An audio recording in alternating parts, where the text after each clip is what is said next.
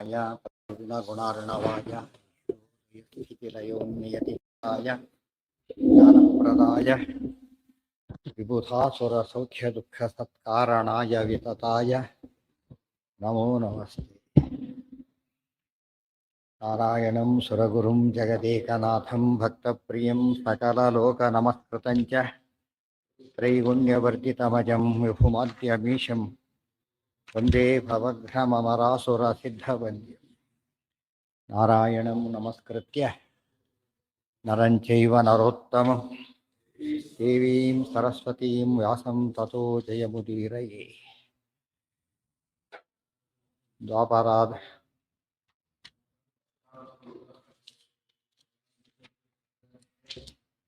ಸ್ವಯಂಭೂ ಶರ್ಮಚಕ್ರಾದ್ಯಾಃ ದುಗ್ಧಾಬ್ಧೇಃ ತೀರಮಾಯಯುಃ. ಶಶಾಂಕಪುತ್ರಾದಭವತ್ಪುರೂರವಾಹ ತಸ್ಯಾಯುರಾಯೋರ್ನಹುಷೋ ಯಯಾತಿಃ ತಸ್ಯಾ ಸಪತ್ನಿ ಯುಗಲಂ ಸುತಾಶ್ಚ ಪಂಚಾಭವನ್ ವಿಷ್ಣುಪದೈಕಭಕ್ತಾಃ.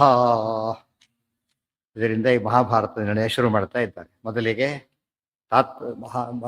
ಮೊದಲನೇ ಅಧ್ಯಾಯದಲ್ಲಿ ಸರ್ವಶಾಸ್ತ್ರಾರ್ಥ ನಿರ್ಣಯ ಅಂತ ಹೇಳಿ, ಮೊದಲನೇ ಅಧ್ಯಾಯ ಪೂರ್ತಿ ಸರ್ವಶಾಸ್ತ್ರಾರ್ಥ ನಿರ್ಣಯ, ಎರಡನೇ ಅಧ್ಯಾಯ ಪೂರ್ತಿ ಸುವಾಕ್ಯೋದ್ಧಾರ.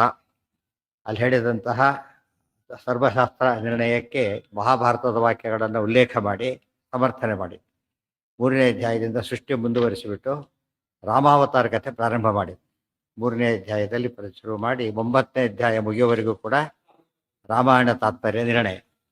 ಮಹಾಭಾರತವನ್ನು ನಿರ್ಣಯ ಬರಲಿಕ್ಕೆ ಹೊರಟ ಅವರು ಯಾಕೆ ರಾಮಾಯಣ ನಿರ್ಣಯ ಬರೆದರು ಅಂತ ಕೇಳಿದರೆ, ಮಹಾಭಾರತದ ವನಪರ್ವದಲ್ಲಿ ರಾಮಾಯಣದ ಕಥೆ ಬಂದಿದೆ, ರಾಮಾಯಣದಲ್ಲಿ ಮಹಾಭಾರತ ಕಥೆ ಬಂದಿಲ್ಲ, ಮಹಾಭಾರತ ರಾಮಾಯಣದ ಕಥೆ ಬಂದಿದೆ. ಅಥವಾ ರಾಮಾಯಣ ತಾತ್ಪರ್ಯ ಅಂತ ಹೆಸರಿಟ್ಟಿದ್ದಾರೆ, ಮಹಾಭಾರತ ಸೇರ್ಲಿಕ್ಕೆ ಆಗ್ತಿರಲಿಲ್ಲ. ಮಹಾಭಾರತ ಅಂತ ಹೇಳಿದ್ರೆ ರಾಮಾಯಣನೂ ಬಂತು.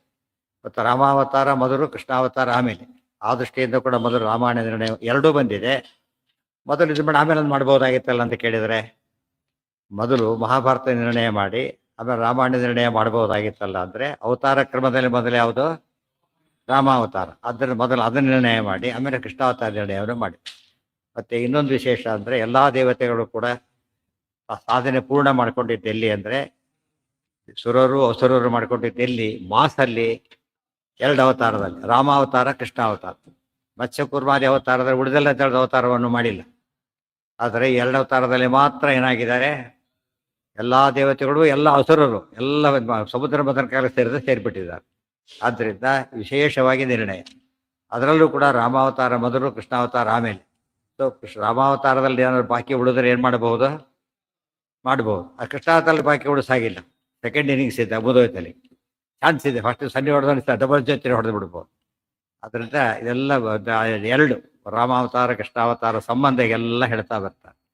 ಹೇಳೀಗ ರಾಮ ನಿರ್ಣಯವನ್ನು ಮುಗಿಸಿ ಕೃಷ್ಣ ವೈಶೇಷ್ಯಾತ್ ತತ್ವ ನಿರ್ಣಯ ಪಶ್ಚಾತ್ತನತ್ವಾತ್ ಕೃಷ್ಣಸ್ಯ ವೈಶೇಷ್ಯಾತ್ ತತ್ವ ನಿರ್ಣಯ. ರಾಮಾವತಾರದಲ್ಲಿ ಉಳಿದ ದೇವತೆಗಳ ಸಾಧನೆ ನಿರ್ಣಯ, ಹನುಮಂತ ಅತಿ ಹೆಚ್ಚು ಮಾಡಿದ್ದು ಮುಗಿದೋಯ್ತಾರೆ, ಉಳಿದವರೆಲ್ಲ ತಾರತಮ್ಯ ಇದೆ. ಅನಂತರ ಕೃಷ್ಣಾವತಾರ ಅಲ್ಲಿ ಮತ್ತೆ ಸಮಸ್ತ ಸಾಧನೆ ಅಲ್ಲಿ ಮುಗೀತು, ಉಳಿದೆಲ್ಲ ಸ್ವಲ್ಪ ಇರುತ್ತೆ.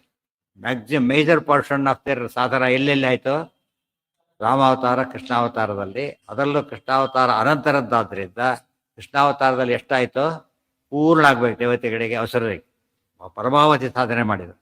ಅದಕ್ಕೋಸ್ಕರ ಇಷ್ಟೆಲ್ಲ ಹೇಳಿ, ಈಗ ಬೇರೆ ಅವತಾರದ ಕಥೆ ಹೇಳ್ಬೇಕಾದ್ರೆ ದೇವ್ರ ಕಥೆ ಹೇಳಿದ್ರೆ ಸಾಕು, ಒಬ್ಬೊಬ್ಬ ಪ್ರಹ್ಲಾದರ ಕಥೆ ಸಾಕು. ಅದರಲ್ಲಿ ನರಸಿಂಹಾವತಾರ ಹೇಳ್ಬೇಕಾದ್ರೆ ಪ್ರಹ್ಲಾದರ ಒಬ್ಬನ ಕಥೆ ಬಂತು, ಅಷ್ಟೇ ಸಾಕಾಯಿತು. ಇಲ್ಲಿ ಹಾಗಲ್ಲ, ಎಲ್ಲರ ಕಥೆನೂ ಬಂದೋಯ್ತು. ರಾಮಾವತಾರ ಕೃಷ್ಣಾವತಾರದಲ್ಲಿ ಎಲ್ಲ ದೇವತೆಗಳ ವಂಶಾವತಾರ ಅವರ ಸಾಧನೆ ಎಲ್ಲ ಹೇಳ್ಬೋದು. ಆ ದೃಷ್ಟಿಯಿಂದ ಇದನ್ನು ಸಮಸ್ತ ಶಾಸ್ತ್ರಾರ್ಥ ನಿರ್ಣಯ ಅಂತ ಕರೆದಿದೆ. ಎರಡನೇ ಭಾಗದಲ್ಲಿ ಈಗ ಮಹಾಭಾರತ ನಿರ್ಣಯ ಮಾಡಕ್ಕೆ ಪ್ರಾರಂಭ ಮಾಡಿ ವಂಶಾವಳಿ ಹೇಳ್ತಾ ಇದ್ದಾರೆ. ಮೊದಲಿಗೆ ಇದು ಚಂದ್ರವಂಶ, ಇದು ರಾಮಾವತಾರವಾಗಿದ್ದಲ್ಲಿ ಸೂರ್ಯವಂಶ. ಇಲ್ಲೂ ಕೂಡ ಹಾಗೇನೆ ಕ್ರಮ. ಸೂರ್ಯವಂಶದಲ್ಲಿ ಅವರು ಚಂದ್ರವಂಶ ಹೇಳ್ಬೇಕಾದ್ರೆ ಹೇಳ್ತೇವೆ ಸಾಮಾನ್ಯವಾಗಿ ಹಗಲು ರಾತ್ರಿ ಅಂತೀವಿ. ರಾತ್ರಿ ಹಗಲು ಎಂಬುದು ಕಡಿಮೆ, ಹಗಲು ರಾತ್ರಿ, ಕತ್ತಲೆ ಬೆಳಕು, ಉಲ್ಟ ಪಲ್ಟ ಮಾಡ್ತೀವಿ. ಅಂದರೆ ಕತ್ತಲೆಯಿಂದ ಬೆಳಕಿಗೆ, ಬೆಳಕಿದ್ದಾಗ ಸಾಧನೆ. ರಾತ್ರಿ ಕೃಷ್ಣಾವತಾರ ರಾತ್ರಿ ಆಯಿತು, ಅದು ವಿಶೇಷ. ರಾಮಾವತಾರ ಸೂರ್ಯವಂಶದ ಅವತಾರ ಹಗಲಾಯಿತು, ಸೂರ್ಯ ಹಗಲಿರುತ್ತಾನೆ. ಕೃಷ್ಣಾವತಾರ ಚಂದ್ರವಂಶದಲ್ಲಿ ಆಯಿತು, ಚಂದ್ರ ರಾತ್ರಿ ಇರ್ತಾರೆ, ಅದು ಮಧ್ಯರಾತ್ರಿ ಚಂದ್ರೋದಯ ಕಾಲಕ್ಕೆ ಸರಿಯಾಗಿ ಅವತಾರ ಮಾಡ್ತಾರೆ. ಇವೆಲ್ಲ ನೋಡಿದರೆ ಪ್ರತಿಯೊಂದರಲ್ಲೂ ವ್ಯವಸ್ಥೆ ಇದೆ. ವ್ಯವಸ್ಥೆನ ಅರ್ಥ ಮಾಡ್ಕೊಳ್ಳೋದಕ್ಕೆ ಸಾಧನೆ ಅಂತ ಕರೆಯೋದು. ಏನೋ ಯಾಪಾದ್ರೆ ಇಲ್ಲೆಲ್ಲೋ ಹೇಳ್ತಾ ಬರೋದು ಪ್ರತಿಯೊಂದು ಅವತಾರಕ್ಕೂ ಕೂಡ ಏನು ಸಂಬಂಧಪಟ್ಟ ವಿಚಾರಗಳಲ್ಲೆಲ್ಲ ಏನಿದೆ ಒಂದು ಹೊಂದಾಣಿಕೆ ಇದೆ. ಆ ದೃಷ್ಟಿಯಲ್ಲಿ ಅದನ್ನು ಹೇಳಿ ಈಗ ಚಂದ್ರಾವಂಶ ಹೇಳ್ತಾ ಚಂದ್ರ ವಂಶದಲ್ಲಿ ಯಾರು ಮೊದಲು ಈಗ ಮೊದಲು ಯಾರಾಗ್ತಾರೆ ಚಂದ್ರವಂಶ ಅಂದ್ರೆ ಚಂದ್ರನೇ ಆಗ್ಬೇಕು. ಆ ಚಂದ್ರ ಎಲ್ಲಿಂದ ಬಂದ ಅಂತ ಪ್ರಶ್ನೆ ಬಂದ್ರೆ ಯಾರ ಮಗ ಚಂದ್ರ? ಅತ್ರಿ ಅನಸೂಯರ ಮಗ. ಅತ್ರಿ ಯಾರ ಮಕ್ಕಳು? ಬ್ರಹ್ಮದೇವರ ಮಕ್ಕಳು. ಬ್ರಹ್ಮದೇವರು ನಾರಾಯಣನ ಮಕ್ಕಳು. ಇದು ಕ್ರಮ ಇದೆ. ನಾರಾಯಣ, ಬ್ರಹ್ಮದೇವರು, ಅತ್ರಿ ಮುನಿ, ಆಮೇಲೆ ಚಂದ್ರನಿಂದ ಎಲ್ಲ ವಂಶಾವಳಿ ಹೇಳ್ತಾರೆ. ಶಶಾಂಕ ಪುತ್ರಾತ್ ಅಭವತ್ ಪುರೂರವಾಹ. ಏನ? ಹೌದು.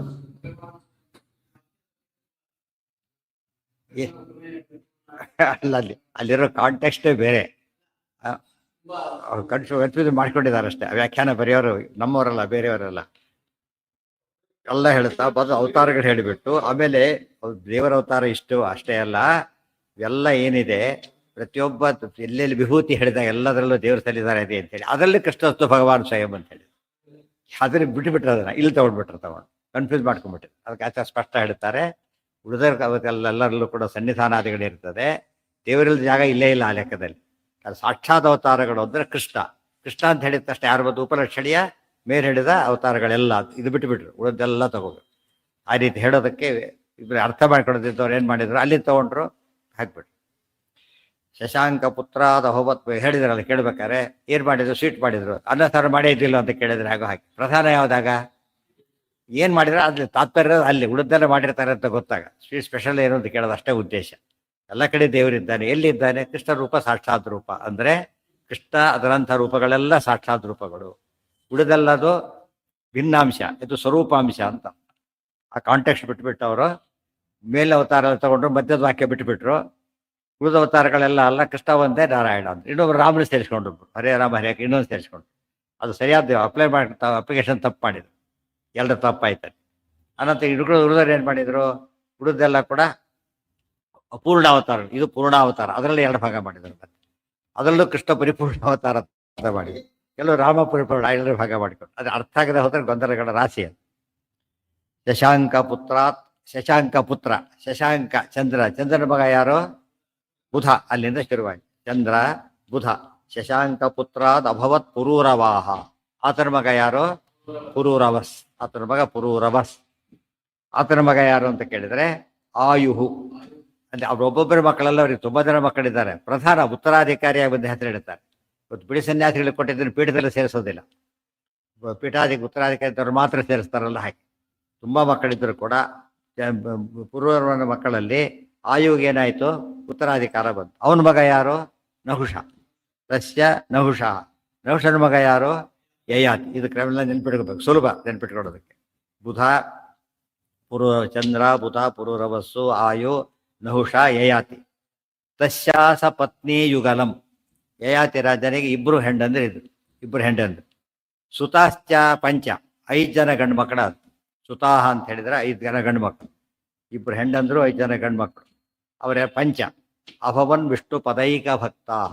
5 ಜನದ ಕಾಮನ್ ಕ್ವಾಲಿಟೀಸ್ ಏನಂದ್ರೆ ವಿಷ್ಣು ಪದೈಕ ಭಕ್ತಾಹ, ಸದಾಗಮೈಕ ವಿಜ್ಞೇಯಂ ಇದ್ದಾಗೆ ವಿಷ್ಣು ಪದೈಕ ಭಕ್ತಾಹ. ವಿಷ್ಣು ಸರ್ವೋತ್ತಮತ್ವ ಎಲ್ಲರೂ ದೀಕ್ಷಿತರು. ಎಲ್ಲ ಮಕ್ಕಳು ಕೂಡ ಎಂಥವರು? ಎಲ್ಲ ವಿಷ್ಣು ಭಕ್ತ. ಇದು ಕಾಮನ್ ಫ್ಯಾಕ್ಟ್ರಿ. ಅದಕ್ಕೆ ಅವರು ಕಥೆ ಹೇಳ್ತಿರೋದು. ಇದು ಉಳಿದೋರ ರಾಜರ ಕಥೆ ಹೇಳೋದಾದ್ರೆ ಇದೆಲ್ಲ ಬರೀಬೇಕಾಗಿತ್ತು. ದೊಡ್ಡ ಕಥೆ ಯಾರ್ದಾರ ಕಥೆ ಹೇಳೋದು ಅದೆಲ್ಲ ಹೇಳಿದೆ. ವಿಷ್ಣು ಭಕ್ತರಾದವರು ಅಂತ ಹೇಳಿ ಇವರು ಮಹತ್ವ ಬಂತು. ವಿಷ್ಣು ಪದೈಕ ಭಕ್ತಾಹ, ಇದು ಮುಖ್ಯ. ಎಲ್ಲರಲ್ಲೂ ಕಾಮನ್ ಫ್ಯಾಕ್ಟರ್. ಇವತ್ತು ಎಲ್ಲರೂ ಫಾರಿನಲ್ಲಿದ್ದಾರೆ, ನಮ್ಮಲ್ಲಿ ಯಾರು ಇಲ್ಲ ಆ ಥರ ಆಗಿಬಿಟ್ಟಿದೆ. ಇವತ್ತು ಕಾಮನ್ ಫ್ಯಾಕ್ಟರ್ ಅಂದರೆ ಒಂದೇ. ಒಬ್ಬರು ಸಂಧಾನ ಮಾಡೋದಿಲ್ಲ, ಕಾಮನ್ ಫ್ಯಾಕ್ಟರ್ ಅದು ಹಿಡಿತಾ. ಒಬ್ಬರು ದೇವರು ನಂಬೋದಿಲ್ಲ, ಆ ಥರ ಇರಬಾರ್ದು. ಕಾಮನ್ ಫಸ್ಟ್ ಏನಾಗಬೇಕು, ಇಂಡಿಯನ್ ಅಂತ ಶುರು ಮಾಡ್ತಾರೆ. ಫಸ್ಟ್ ಕರ್ನಾಟಕ ಬರೋದು, ಆಮೇಲೆ ಕರ್ನಾಟಕ ಬೆಂಗಳೂರು ಬರೋದು, ಆಮೇಲೆ ಫಸ್ಟ್ ಯಾರವರು ಬೇರೆ ದೇಶದವ್ರು ಹೋದ ಫಸ್ಟ್ ಕರಿ ಇಂಡಿಯನ್ ಅಂತ ಶುರು ಮಾಡಿ, ಇಲ್ಲಿ ಹೋದಾಗ ಫಸ್ಟ್ ಅವ್ರು ಅಮೇರಿಕನ್ ಅಂತ ಕರೀತಾರೆ. ಉಳಿದೆಲ್ಲ ಆಮೇಲೆ ಅವೆಲ್ಲ ಕೂಡ ಅದು ಬೇಸಿಕ್. ಅದು ಸೊ ವಿಷ್ಣು ಭಕ್ತಿ ಎಂಬುದೇನು ದೇಶಭಕ್ತಿ. ಇಲ್ಲೂ ಕೂಡ ಅಷ್ಟೇ. ಪೇಟ್ರಿಯಾಟಿಸಮ್ ಬಂದು ಯಾವ ಅಧಿಕಾರಿ ಅದೆಲ್ಲ ಮುಖ್ಯ ಅಲ್ಲ. ಫಸ್ಟ್ ಏನಾಗಬೇಕವನು ಪೇಟ್ರಿಯಾಟ್ ಆಗಿದ್ದರೆ ಅವನ್ನೆಲ್ಲ ಕೌಂಟ್ ಆಗುತ್ತೆ. ಅದೊಂದಲ್ಲ, ಅವನೇನು ಮಾಡ್ತಾರೆ, ಹೊರಗೆ ಓಡಿಸ್ತಾರೆ, ಚೀರು ಬೇರಾದ್ರೂ ಶೂಟ್ ಮಾಡ್ತಾರೆ. ಯಾಕೆ? ದೇಶದ್ರೋಹಿ ಅಂತ ಕರೀತಾರೆ. ಗೊತ್ತಾಯ್ತಾ? ದೈವದ್ರೋಹಿ ಆಗಬಾರ್ದು. ದೇಶದ್ರೋಹಿ ನಮಗೆ ಅರ್ಥ ಆಗುತ್ತೆ, ದೈವದ್ರೋಹಿ ಅರ್ಥ ಆಗೋದಿಲ್ಲ. ದೇವರು ಒಪ್ಪೋದೇ ಇಲ್ಲ, ಹೆಮ್ಮೆಯಿಂದ ಹೇಳ್ಕೊತಾರೆ, ಹೇಳಬಾರ್ದಾಗೆಲ್ಲ ಕೂಡ. ಅದಕ್ಕೇನೆ ವಿಷ್ಣು ಪದೈಕ ಆಚಾರ ಸಮ್ಮರಿ ಕೊಡ್ಬೇಕಾದ್ರೆ ಹೈಲೈಟ್ ಹೇಗೆ ಮಾಡ್ಬೇಕು ಹೇಳ್ತಾರೆ. ಒಂದು ಪದ ಹೇಗೆ ಹೈಲೈಟ್ ಮಾಡೋದು, ವಿಷ್ಣು ಪದೈಕ ಭಕ್ತಾಹ ಯದುಂಚ ತುರ್ವಸುಂಚೈವ ದೇವಯಾನಿ ವ್ಯಜಾಯತ ದೃಶ್ಯಂಚಾನುಂಚ ಪೂರುಂಚ ಶರ್ಮಿಷ್ಠಾ ವರ್ಷಪರ್ವಣಿ. ಹ್ಮ್ ಆಗೋದಿಲ್ಲ ಯಾಕಂದ್ರೆ ಬೇರೆ ಆಯ್ತು. ಸೂರ್ಯವಂಶದ ರೀತಿಯೇ ಬೇರೆ, ಸೂರ್ಯವಂಶದ ರೀತಿ. ಸೂರ್ಯ ಹುಟ್ಟಿದ ಎಲ್ಲಿಂದ ಬಂತು? ವಿವಸ್ವಾನ್, ಕಶ್ಯಪರ ಮಗ ಸೂರ್ಯ ಆ ಕಡೆಯಿಂದ ಬಂತು. ಅತ್ರಿಯ ಮಗ ಇವರು ಈ ಕಡೆಯಿಂದ ಬಂತು. ಆದ್ದರಿಂದ ಹೊರಟಾಯ್ತು. ಆ ಕಶ್ಯಪರ ಇಬ್ರು ಬ್ರಹ್ಮದೇವ್ರ ಮಕ್ಕಳೇ, ಅತ್ರಿ ಇಬ್ರು ಕೂಡ ಮಕ್ಕಳಾದ್ರೂ ಕೂಡ ಇದು ವೇರಿ ಆಯ್ತು. ಅಲ್ಲಿ ಈ ವ್ಯತ್ಯಾಸ ತಿಳ್ಕೊಂಡಾಗ ಅದಕ್ಕೆ ಇದು ಸ್ಪಷ್ಟ ವ್ಯತ್ಯಾಸ ತಿಳಿಯುತ್ತೆ.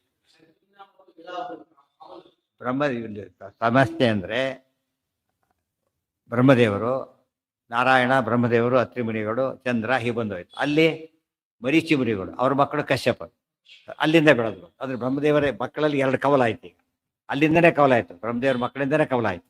ಅದರಿಂದ ಸೂರ್ಯ ಮತ್ತು ಚಂದ್ರ ಇಬ್ಬರು ಒಂದೇ ವಂಶದಲ್ಲಿ ಬರಲಿಲ್ಲ, ಬೇರೆ ಬೇರೆ ಆಯ್ತು.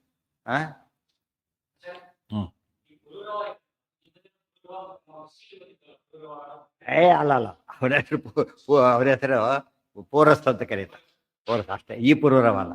ಈ ಕಾಲನೇ ಅಲ್ಲ, ಫಸ್ಟ್ ಈ ಕಾಲದಲ್ಲಿ ಇರಲೇ ಇಲ್ಲ. ಆ ಕಾಲದಲ್ಲಿ ಇದ್ದವ್ರು ಇವು ದ್ವಾಪರಯುಗ ಇನ್ನೂ ಮುಂಚೆ ಇದ್ದವ್ರು ಅವರೆಲ್ಲ ಕೂಡ. ಹೆಸರು ಕಾಮನ್ ಅಷ್ಟೇ, ಹೆಸರಿದ್ ಮಾತ್ರ ಕೆದಾಗ್ಬಿಡ್ತಾರ.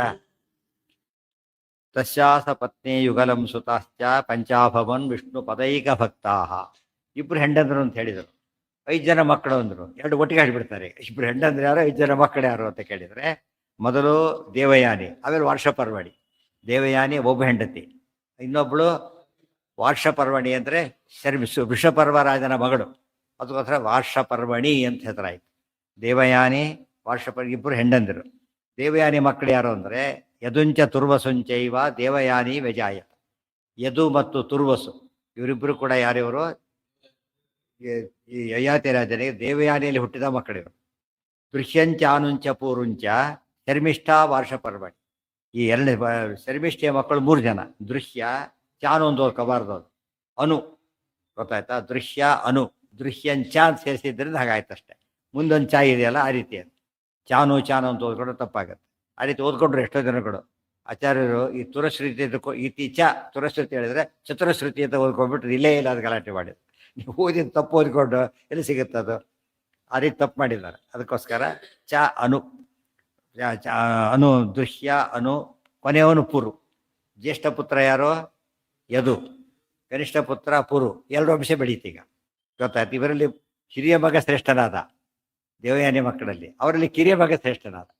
ಯಾವ ರೀತಿ ಬೇಕಾರಾಗಬಹುದು. ಯದುಂಚ ತುರ್ವಸುಂಚೈವ ದೇವಯಾನಿ ವ್ಯಜಾಯತ.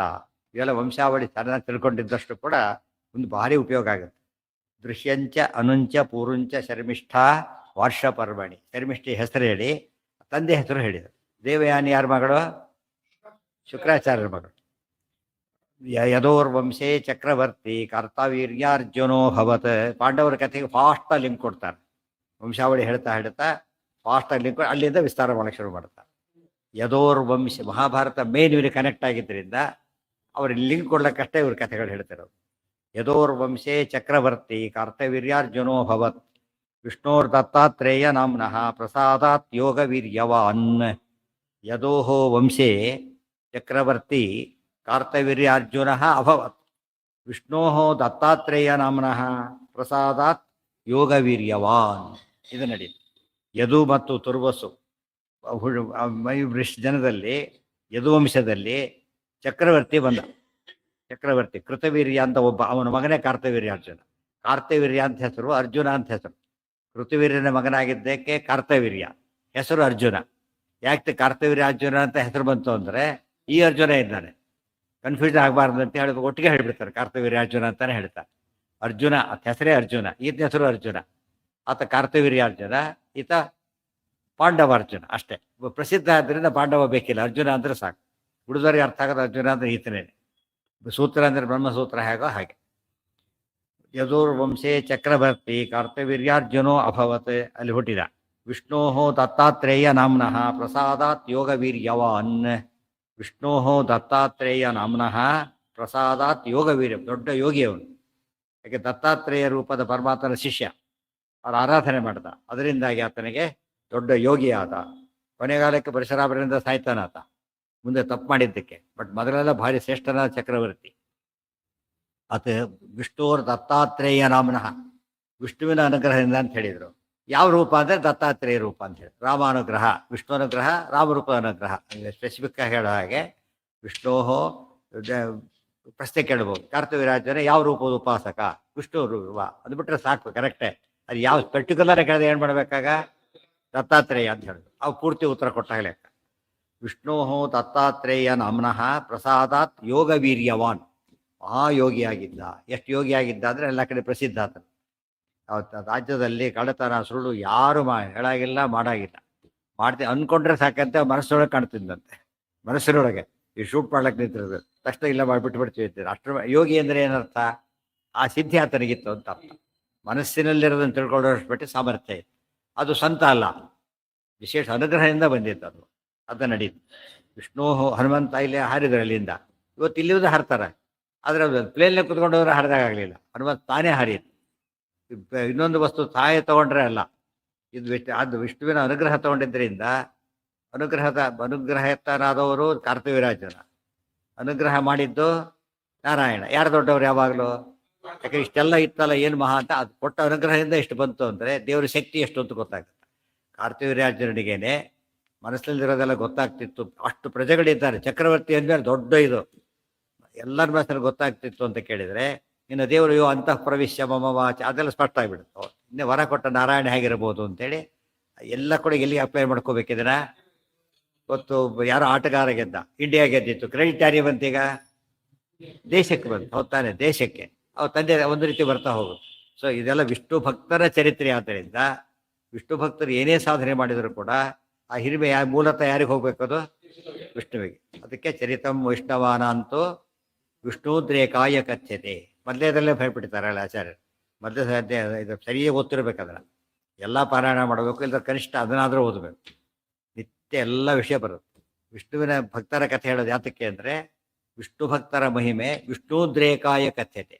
ವಿಷ್ಣುವಿನ ಹಿರಿಮೆಯನ್ನು ಹೇಳೋದರಿಂದ ಅಲ್ಲಿ ಮಹಾ ತಾತ್ಪರ್ಯ. ಇದು ತಾತ್ಪರ್ಯ, ಅದು ಮಹಾ ತಾತ್ಪರ್ಯ ಇರೋದಲ್ಲಿ ಅದಕ್ಕೆ ಹೇಳ್ತಾರೆ. ಹೌದೌದು. ಇವತ್ತಿಗೂ ಕೂಡ ಕಾರ್ತವೀರ್ಯಾರ್ಜುನ ಸ್ಮರಣೆ ಮಾಡಿದ್ರೆ ಏನಾಗುತ್ತೆ? ಗತಂ ನಷ್ಟಂಚ ಲಭ್ಯತೆ, ಕಳೆದೋಗಿದ್ದು ಮತ್ತೆ ಸಿಗುತ್ತೆ ಅಂತ ಹೇಳ್ತಾರೆ. ಎಷ್ಟೋ ಜನ ಅನುಭವ.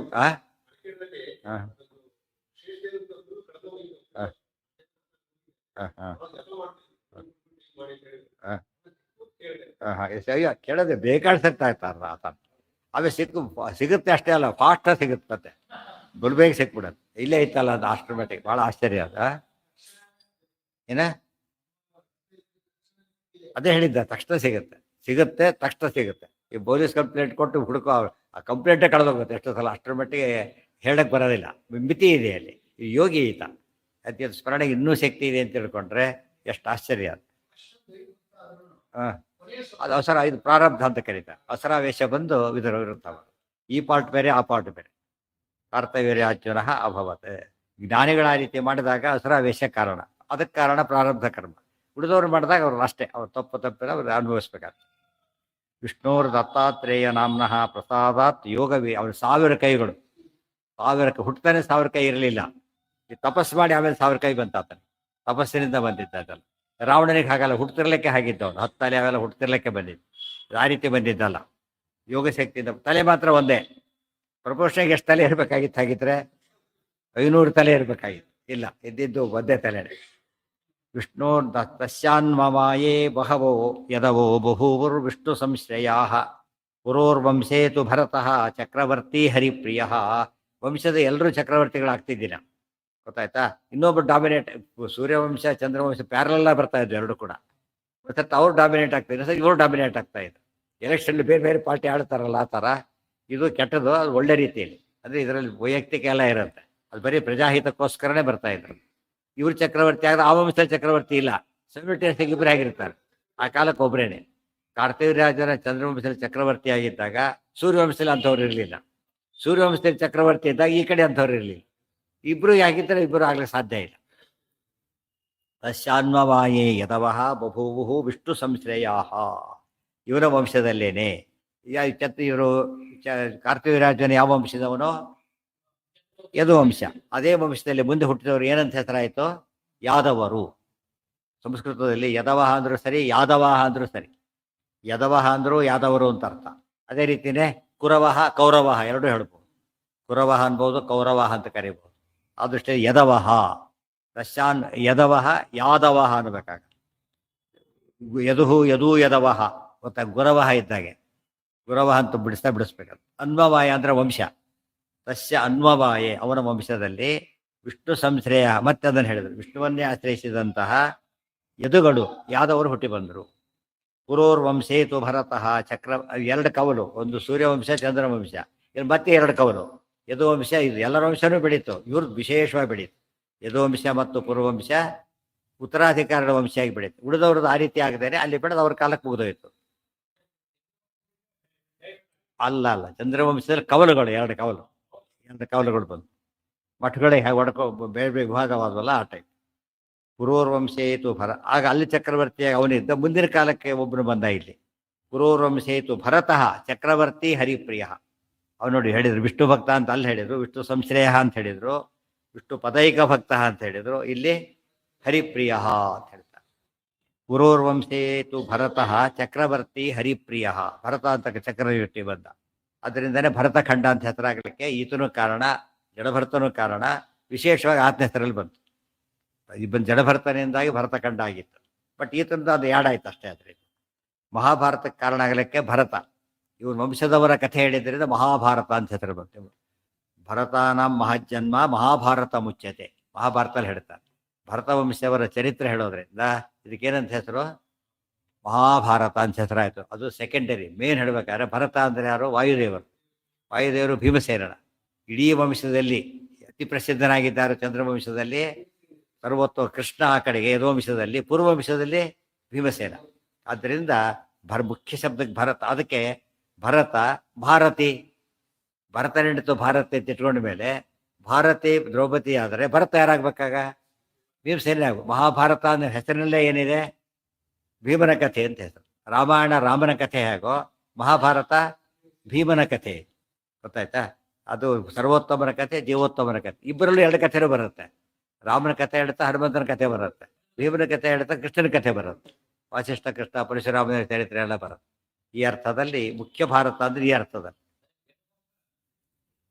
ಜಡಭರತ ಆತ. ಬೇರೆ ಪೂರ್ತಿ ಬೇರೆ ಅದು, ಇದು ಸಂಬಂಧಪಟ್ಟಿದ್ದಲ್ಲ. ಆ ವಂಶ ಬಹಳ ಹಿಂದಿನ ವಂಶಗಳವೆಲ್ಲ ಕೂಡ. ಪ್ರಿಯವ್ರತ ರಾಜ ಉತ್ತಾನಪಾದ ರಾಜ ಬಂದರಲ್ಲ, ಪ್ರಿಯವ್ರತರ ವಂಶದಲ್ಲಿ ಬಂದ ವಂಶ ಆತ. ಈ ಚಂದ್ರವಂಶ ಸೂರ್ಯವಂಶ ಸಂಬಂಧಪಟ್ಟಿದ್ದೇ ಅಲ್ಲ. ತದ್ವಂಶಜ ಕುರುರ್ನಾಮ ಪ್ರತೀಪೋ ಅಭೂತ್ತದನ್ವಯೇ. ಪ್ರತೀಪ ಶಾಪ್, ಇನ್ನು ಬೇಕಾಷ್ಟು ಜನ ಮಧ್ಯೆ ಆಗಿದ್ದಾರೆ, ಅದನ್ನೆಲ್ಲ ಹೇಳಲಿಲ್ಲ. ಜಂಪ್ ಮಾಡ್ತಾ ಬಂದ್ರು, ಇಂಪಾರ್ಟೆಂಟ್ ಪರ್ಸನ್ಸ್ ಮಾತ್ರ ಹೇಳ್ತಾ ಬರ್ತಾ ಇದ್ದಾರೆ. ಯಾರು ತುಂಬಾ ಹೆಸರು ಮಾಡಿದ್ರು ಅವ್ರ ಹೆಸರು ಮಾತ್ರ ಅಲ್ಲಿ ಡೀಟೇಲ್ ಆಗಿ ಹೇಳ್ತಾರೆ. ಪ್ರತಿಯೊಬ್ಬರ ಹೆಸರು ಹೇಳ್ತಾ ಬರ್ತಾರೆ. ಹರಿವಂಶದಲ್ಲಿ ಭಾರಿ ಹೇಳ್ತಾರೆ. ಅದೆಲ್ಲ ಹರಿವಂಶ, ವಿಷ್ಣು ಪುರಾಣ ಅದರೆಲ್ಲ ತುಂಬಾ ಬರುತ್ತೆ. ಆಚಾರ್ಯ ಹೊರಟಿರೋದು, ಮುಖ್ಯ ಹೇಳೋದು ಹೊರಟಿರೋದು ಮಹಾಭಾರತದ ಮೇನ್ ಇದನ್ನ. ಅದಕ್ಕೆ ಅರ್ಥ ಆಗ್ಲಿಕ್ಕೆ ಎಷ್ಟು ಬೇಕೋ ಅಷ್ಟು ಮಾತ್ರ ಪ್ರಿಯಾಂಬಲ್ ಕೊಟ್ಟು ಹೇಳ್ತಿದ್ದಾರೆ. ತದ್ವಂಶ ಆ ಎಲ್ಲಿಲ್ಲ, ಎಲ್ಲಿ ಬರುತ್ತೆ? ದತ್ತಾತ್ರೇಯ ಯೋಗ ಪ್ರವರ್ತಕ ರೂಪ, ಅದು ಯೋಗ ಪ್ರವರ್ತಕ ರೂಪ. ದತ್ತಾತ್ರೇಯ ಯೋಗಿ ಅಂತಾನೆ ಇರೋದು, ಅದಕ್ಕೆ ಯೋಗ. ದತ್ತ ಪ್ರಸಾದಾತ್ ಯೋಗ ವೀರ್ಯವಾನ್ ದತ್ತಾತ್ರೇಯ ನಾಮ್ನಃ ಪ್ರಸಾದಾತ್. ಇದು ಸಾಂಖ್ಯ ಪ್ರವರ್ತಕವಾದ ರೂಪ ಕಪಿಲ, ಯೋಗ ಪ್ರವರ್ತಕ ರೂಪ ದತ್ತಾತ್ರೇಯ ರೂಪ. ಪತಂಜಲಿ ಇವ್ರದ್ದು ಪತಂಜಲಿ ಕಾನ್ಸೆಪ್ಟ್ ಇದು. ಅದಲ್ಲ ಇತ್ತೀಚಿನದಷ್ಟೇ ಇದು, ಇತ್ತೀಚಿನದು. ಮತ್ತು ಶುದ್ಧ ವೈಷ್ಣವ ಯೋಗ ಅಲ್ಲ ಇದು, ಅಶುದ್ಧ ವೈಷ್ಣವ ಯೋಗ. ಯಾವುದು ಮೋಸ ಮಾಡಿದ ರೂಪ ಇಲ್ಲ. ಯಾರಿಗೆ ಮೋಸ ಮಾಡಿದ್ದ? ಅಲ್ಲ ಅಲ್ಲ ಅಲ್ಲ ಅಲ್ಲ, ದತ್ತಾತ್ರೇಯ ರೂಪ ಅಲ್ಲ ಅದು. ಭರತ ಇದು ರೂಪ ಅದು. ನಮ್ಮ ಇವರಿದ್ದಾರಲ್ಲ ಋಷಭ ರೂಪದಿಂದ ಮಾಡಿದ್ದು. ಇದಲ್ಲ, ದತ್ತಾತ್ರೇಯ ಮೋಸ ಮಾಡಿದ್ದಲ್ಲ. ಯೋಗ ರೂಪ, ಯೋಗ ಪ್ರವರ್ತಕ ರೂಪ ಅಷ್ಟೇ. ಆ ಯಾರ ಮದುವೆ ಇದೇನು ಹೇಳಿಲ್ಲ ಇಲ್ಲಿ, ಅಂದ್ರೆ ಇಲ್ಲಿ ಈ ಪ್ರಸಂಗದಲ್ಲಿ ಹೇಳಿಲ್ಲ ಅದು. ಬಟ್ ಅದೆಲ್ಲ ಕೆಲವು ಕಥೆಗಳು ಏನಾಗುತ್ತೆ ಅಂದ್ರೆ, ಈ ಗುಲ್ಬರ್ಗದ ದತ್ತಾತ್ರೇಯ ಅದು ಬಹಳ ಪ್ರಸಿದ್ಧ. ಈ ದತ್ತಾತ್ರೇಯ ಅಲ್ಲ ಅದ. ಈ ದತ್ತಾತ್ರೇಯ ಕಪಿಲ ಹೇಗೆ ಬೇರೆ ಬೇರೆ ಕಪಿಲರಿದ್ದಾರೋ, ದತ್ತಾತ್ರೇಯ ಬೇರೆ ಬೇರೆ ಅನೇಕರಿದ್ದಾರೆ. ಅಲ್ಲೆಲ್ಲ ಅವ್ರು ದತ್ತಾತ್ರೇಯ ಅವರೇ ಅದನ್ನೇ ಉಪಾಸನೆ ಮಾಡೋದು. ಈ ದತ್ತಾತ್ರೇಯ ಅಂತ ಅವ್ರು ತಿಳ್ಕೊಂಡಿರೋದು ಕೂಡ. ತ್ರಿಮೂರ್ತಿ ರೂಪ ಅವೆಲ್ಲ ತಿಳ್ಕೊತಾರೆ. ಇದೆಲ್ಲ ತ್ರಿಮೂರ್ತಿ ರೂಪ ಅಲ್ಲ ಅದು, ಪ್ರತ್ಯೇಕವಾದ ರೂಪ ಹೊರತು ಒಂದೇ ಒಂದು ಮೂರು ತಲೆ 6 ಕೈ ಹಾಗೆಲ್ಲ ಇಲ್ಲ. ಅದು ಭಾಗವತದ ಮತ್ತು ಭಾರತಾದಿಗಳಿಗೆ ವಿರುದ್ಧವಾದದ್ದು. ದಶಾನ್ಮವಾಯೇ ಏನ ಆ ಅದೇ ಹೇಳಿದ್ದು, ಇದೆಲ್ಲ ಹೇಳಿದ್ದಾರೆ. ಅದಕ್ಕೆ ಗಾಣಗಪ್ಪ ಈ ದತ್ತಾತ್ರೇಯ ಅಲ್ಲ, ಹೆಸರಷ್ಟೇ ಅದು. ಅದು ಶುದ್ಧ ವೈಷ್ಣವ ರೂಪರೂ ಅಲ್ಲ, ವೈಷ್ಣವ ಯಾರೋ ಇರೋ ವೈಷ್ಣವರು ಅಲ್ಲ, ಸಾಕ್ಷಾತ್ ದೇವರು ಅಲ್ಲ. ಇವ್ರು ಹಾಗೆ ತಿಳ್ಕೊಂಡೇ ಉಪಾಸನೆ ಮಾಡೋದು. ಅದು ಹೇಳಿದ ಒಂದು ಊರಿಗೆ ಹೋದಾಗ ಉಪನ್ಯಾಸ ಹೇಳಿದಾಗ ಅಲ್ಲಿ ಹೆಚ್ಚಾಗಿ ಸ್ಮಾರ್ತರು ಉಪನ್ಯಾಸಕ್ಕೆ ಬರ್ತೀವಿ. ಸ್ಮಾರ್ತರು ಬೇರೆ ಜಾತಿಯವರು ಅವರೇ. ಮಾಧುರ್ಯದಿಂದ ಒಂದು 23 ಜನ ಅಷ್ಟೇ. ಉಳಿದೆಲ್ಲ ಸೇರಿ 1000 ಜನ ಬಂದರೆ ಉಳಿದವರೆಲ್ಲ ಬೇರೆ ಬೇರೆಯವರು. ಹಿಂಗಾಗಿ ಮುಸಲ್ಮಾನರು ಎಲ್ಲ ಇದ್ರು. ಇಂಥವ್ರು ಇದ್ದರು ಕೆಲವರು. ಇದು ಹೇಳಿದ ತಕ್ಷಣ ಸಿಟ್ಟು ಬಂತು ಅವರಿಗೆ. ನಾವು ಏನು ದತ್ತಾತ್ರೇಯ ವಿಷ್ಣು ಅಲ್ಲ ಅಂತೀರಿ, ಹಾಗಲ್ಲ. ನೋಡಪ್ಪ, ಇದು ಭಾಗವತ್ ಹೇಳೋದಕ್ಕೆ ಬಂದಿರೋದು. ಭಾಗವತಲ್ಲಿ ಹಾಗಿದೆ, ಗೊತ್ತಾಯ್ತಾ? ಉಳಿದು ಹಾಕಿದ್ರೆ ನಿಮ್ಮ ನಂಬಿಕೆ ಬೇರೆ, ಭಾಗವತ ಬೇರೆ. ಇದು ಬೇರೆ ಹೇಳಿದ್ರೆ ಭಾಗವತ ಹೇಳಿದಾಗ ಆಗಲ್ಲ ಅಂತ ಹೇಳಿದೆ. ಪುಣ್ಯಕ್ಕೆ ಸಂಸ್ಕೃತ ಬರ್ತಿತ್ತು, ವಾಕ್ಯ ತೋರಿಸ್ತಾ ಸುಮ್ಮನೆ ಆಗ್ಬಿಟ್ಟು. ಆಮೇಲೆ ಏನು ಅವ್ರಿಗೆ ಗ್ರ್ಯಾಂಡಾಗೆ ಆದರೆ ಮತ್ತೆ ಇದು ಮಾಡಲಿಲ್ಲ. ಹೇಳಿದ್ಮೇಲೆ ಅವ್ರಿಗೆ ಉಳಿದವ್ರು ಗಲಾಟೆ ಮಾಡ್ಕೊಂಡು ತಾನೇ ಹೇಳಿದ, ಇಲ್ಲ ಅದು ಸರಿ ಇದೆ, ಇರೋದು ಹೇಳಿದ್ದಾರೆ ಅವರು ಅಂತ ಹೇಳಿ ಮತ್ತೆ ಇದು ಮಾಡಿ. ಅದು ಕೆಲವು ತಿಳ್ಕೊಳ್ಳೋರು ಇರ್ತಾರೆ, ಕೆಲವು ಕೂಗೋರು ಇಲ್ಲದ್ರೆ ಉಳಿದವ್ರಾಗಲಿ ಬರೀ ಸ್ಟಾಪ್ ಆಗ್ಬೇಕು ತೆಲಿಗೆರೆ. ಗಲಾಟೆ ಎಷ್ಟೊತ್ತು ಗಲಾಟೆ ಆಗ್ಬಿಟ್ಟ ಏನಾಗತ್ತದ, ಹೊರಟೋಗ್ಬಿಡುತ್ತೆ. ಹಾಗಾಗಲಿಲ್ಲ, ಯಾಕೆ ಸ್ವಲ್ಪ ಸಂಸ್ಕೃತ ಬರ್ತಿತ್ತು ಆತನಿಗೆ. ಭಾಗವತ ಸ್ಪಷ್ಟ ಬರುತ್ತೆ. ತತ್ತಂ ದುರ್ವಾಸ ಸಂಸೋಮಂ ಆತ್ಮೇಶ ಬ್ರಹ್ಮ ಸಂಭವ ವಾಕ್ಯ ಅರ್ಥ ಎಲ್ಲಿದೆ ನೋಡಿ, ಹೇಳಿದ್ದಾರೆ ಇದೆ ನೋಡ. ಮೂರ್ತಲೆ ಎಲ್ಲಿ ತೋರಿಸಿದ್ರಲ್ಲಿ ಎಲ್ಲೂ ಇಲ್ಲ. ಸರಿ, ಅದೇ ಭಾಗವತಲ್ಲಿ ಹೇಳಿದ್ದಾರೆ ಸರಿ ಅಂತ ಹೇಳ್ಬಿಟ್ಟು. ಅದು ಜನಕ್ಕೆ ಏನಾಗಿದೆ ಅಂದರೆ ಪಾಠ ಪ್ರವಚನ ನಿರಂತರ ನಡೀತಿದ್ರೆ ಏನಾಗೋದಿಲ್ಲ, ಮನೆ ಬಿಟ್ಟು ಹೋದ ತಕ್ಷಣ ಏನಾಗುತ್ತಾಗಲಿ ಯಾರು ಶುರು ಮಾಡ್ತಾರೆ, ಆಕ್ಯುಪೈ ಮಾಡಿ ಏನೋ ಮಾಡ್ಲಿಕ್ಕೆ ಕಾಯ್ತಿರ್ತಾರೆ. ಹಾಗೆ ಖಾಲಿ ಮನೆ ಅಂತ ಕೊನೆ ದೆವ್ವಗಳಾದ್ರೂ ಸೇರ್ಕೊಂಡ್ಬಿಡುತ್ತೆ, ಬಿಡೋದಿಲ್ಲ, ಖಾಲಿ ಇರೋದಿಲ್ಲ. ಅದಕ್ಕೆ ಪ್ರಾಣ ಪ್ರವಚನ ಆಗ್ತಿದ್ರೆ ನಿತ್ಯ ಸರಿಯಾಗಿ ಪ್ರಚಾರ ಆಗ್ತಿದ್ರೆ ಬೇರೆ ಅದಕ್ಕೆ ಅವಕಾಶ ಇರೋದಿಲ್ಲ. ಗ್ಯಾಪ್ ಬಂದ ತಕ್ಷಣ ಹೋಗ್ಬಿಡುತ್ತೆ. ಆ ತಲೆ ತೋಚದ್ದು ಹೇಳ್ತಾರೆ, ಉಳಿದವ್ರು ಕನ್ಫ್ಯೂಷನ್ ಶುರು. ಇವ್ರು ಹೇಳೋದು ಸರಿನೋ ಅವ್ರು ಹೇಳೋದು ಸರಿನೋ ಶುರು ಮಾಡ್ತಾರೆ. ಎಲ್ಲ ಸರಿ ಅಂತ ಕೆಲವರು, ಇವರು ಸರಿ ಅಂತ ಕೆಲವರು, ಎಲ್ಲ ಸುಳ್ಳು ಅಂತ ಕೆಲವರು, ಹೀಗೆಲ್ಲ ಹೊರಟು ಬಿಟ್ಟೇ ಬಿಡ್ತಾರೆ. ಯಾವಾಗಲೂ ತಪ್ಪಾರದು. ತದ್ಧಿ ತಪಃ. ಯಾವ ಕೆಲಸ ತಪ್ಪಿದ್ರು ಕೂಡ ಏನು ತಪ್ಪಾರದು, ಪಾಠ ಪ್ರವಚನ ತಪ್ಪಬಾರ್ದು. ತಪ್ಪಿದ್ರೆ ಆ ಮಟ್ಟಿಗೆ ಅವತ್ತು ಜ್ಞಾನ ಹೋದ ಹೇಳ್ತಾರೆ. ಒಂದೇ ಒಂದು ಕೆಲಸ ಮಾಡಿ ದಿವಸ ಮಾಡಿದ ಪಾಪ ಎಲ್ಲ ಕಳ್ಕೋಬೇಕು ಅಂತಿದ್ರೆ ಪ್ರವಚನ ಅಂತ ಹೇಳ್ತಾರೆ. ಸ್ಕಂದ ಪುರಾಣದಲ್ಲಿ ಎಲ್ಲ ಪಾಪ ಕಳೆಯೋ ಶಕ್ತಿ ದಿವಸಕ್ಕೆ ಏನಾರು ಕೇಳಬೇಡಿ ಸ್ವಲ್ಪ ಹೊತ್ತು. ಅವಾಗ ಏನಾಗುತ್ತೆ, ಅವತ್ತಿನ ಪಾಪ ಹೋಗ್ಬಿಡುತ್ತೆ ಅಂತ ಹೇಳಿ. ಅದು ಕೇಳೋದೇ ಪಾಪ ಅಂತ ಹೇಳ್ಕೊಂಡ್ರೆ ಬದೀತಾಗುತ್ತೆ. ಅಯ್ಯೋ ಅಲ್ಲಿಗೆ ಹೋಗಿದ್ಯಾ, ಯಾಕೆ ಬೇರೆ ಕೆಲಸ ಇದ್ದಿಲ್ಲ ಅಂತ ಹೇಳ್ತಾರಲ್ಲ, ಅಂತ ಜನ ಸಿಗ್ತಾರೆ. ಹಾಗಾಗಬಾರ್ದು. ಭಾರಿ ಸ್ವಾರಸ್ಯವಾದ ಮಾತು ಅದು. ಉಪನಿಷತ್ತಿಗೆ ಸಂಬಂಧಪಟ್ಟಿದ್ದೆ. ತದ್ಧಿ ತಪಃ. ಅದೊಂದು ಬಿಟ್ಟು ಏನೇ ಮಾಡಿದ್ರು ಕೂಡ ಇವತ್ತು ತಪಸ್ಸು ಮಾಡಿಲ್ಲ ಅಂತ ಅರ್ಥ. ಮುಖ್ಯ ಕೆಲಸ ಮಾಡಿಲ್ಲ ಅವನಿಗೆ. ಬೇರೆ ಎಲ್ಲ ಮಾಡಿದೆ, ಬೆಳಿಗ್ಗೆ ಎದ್ದು ಅಲಂಕಾರ ಎಲ್ಲೆಲ್ಲ ಓಡ್ಬೇಕು, ಕ್ಲಾಸ್ಗೆ ಹೋಗಿಲ್ಲ. ಏನಾಯ್ತು ಅಲ್ಲಿಗೆ ಅಟೆಂಡೆನ್ಸ್ ಹಾಕೋದು, ಅಲ್ಲಿ ಸಿನಿಮಾ ಥಿಯೇಟ್ರಾಗ ಅಟೆಂಡೆನ್ಸ್ ಹಾಕಲ್ಲ, ಅಲ್ಲಿ ಅಟೆಂಡೆನ್ಸ್ ಹಾಕ್ತಾರೆ, ಹೋಯ್ತು ಅಲ್ಲಿಗೆ. ಅವತ್ತಿದ್ದ ದಿವಸ ಅವ್ನ ಮಟ್ಟಿಗೆ ಏನಾಯ್ತು, ಈಗ ಆಫೀಸ್ಗೆ ಹೋಗಲಿಲ್ಲ, ಅದು ಲೀವ್ ಅಷ್ಟೇ. ಆ ಮುಖ್ಯ ಕೆಲಸ ಅದು ತಾನೇ ಮಾಡ್ತಾರೆ. ವಿದ್ಯಾರ್ಥಿ ಕೆಲಸದಲ್ಲಿರಬೇಕು, ಇರಬೇಕು. ವಿದ್ಯಾಕ್ಕೋಸ್ಕರ ಜನ್ಮ ಕೊಟ್ಟಿರೋದ್ರಿಂದ ಪಾಠ ಪ್ರವಚನ ತಪ್ಪಿಸ್ಲೇಬಾರದು. ತದ್ವಂಶಜ ಕುರುರ್ನ ಉಳಿದೆಲ್ಲ ಇದನ್ನು ಫಾಲೋ ಮಾಡಬೇಕು. ಇದು ಮೇನು, ಉಳಿದೆಲ್ಲ ಇದಕ್ಕೆ ಅಸಿಸ್ಟ್ ಮಾಡಬೇಕು. ಅದೇ ಉಳಿದ್ ಮೇನ್ ಆಗಬಾರ್ದು.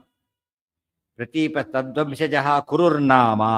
ಈ ಭರತ ವಂಶದಲ್ಲಿ ಯಾರು ಬಂದ, ಕುರು ಅಂತ ಒಬ್ಬ ಬಂದ. ಕುರು ಅವನೇ ಕಟ್ಸಿದ ಕ್ಷೇತ್ರನೇ ಕುರುಕ್ಷೇತ್ರ.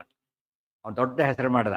ದೊಡ್ಡ ಒಂದು ಪುಣ್ಯಕ್ಷೇತ್ರ ಕ್ರಿಯೇಟ್ ಮಾಡ್ಬೇಕು. ತಾನು ಸ್ಟೇಡಿಯಂ ಕಟ್ಸೋದು ಹಾಗೆಲ್ಲ ಮಾಡ್ತಾರಲ್ಲ, ಅದು ಆಟಕ್ಕೆ ಕಟ್ಸಿದ್ರು, ಯುದ್ಧಕ್ಕೆ ಕಟ್ಟಿಸಿದೆ. ಅದು ಯಾವ ಕ್ಷೇತ್ರದಲ್ಲಿ ಪುಣ್ಯನೇ ಮಾಡಲಿ ಪಾಪನೇ ಮಾಡಲಿ ಏನಾಗಬೇಕದು, ಭಾರಿ ಬೆಳಿಬೇಕದು.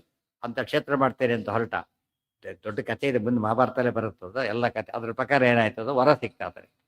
कारण ಏನು ಮಾಡಿದ್ರು ಏನಾಗಬೇಕಲ್ಲಿ ಅಕ್ಷಯ ಆಗಬೇಕು.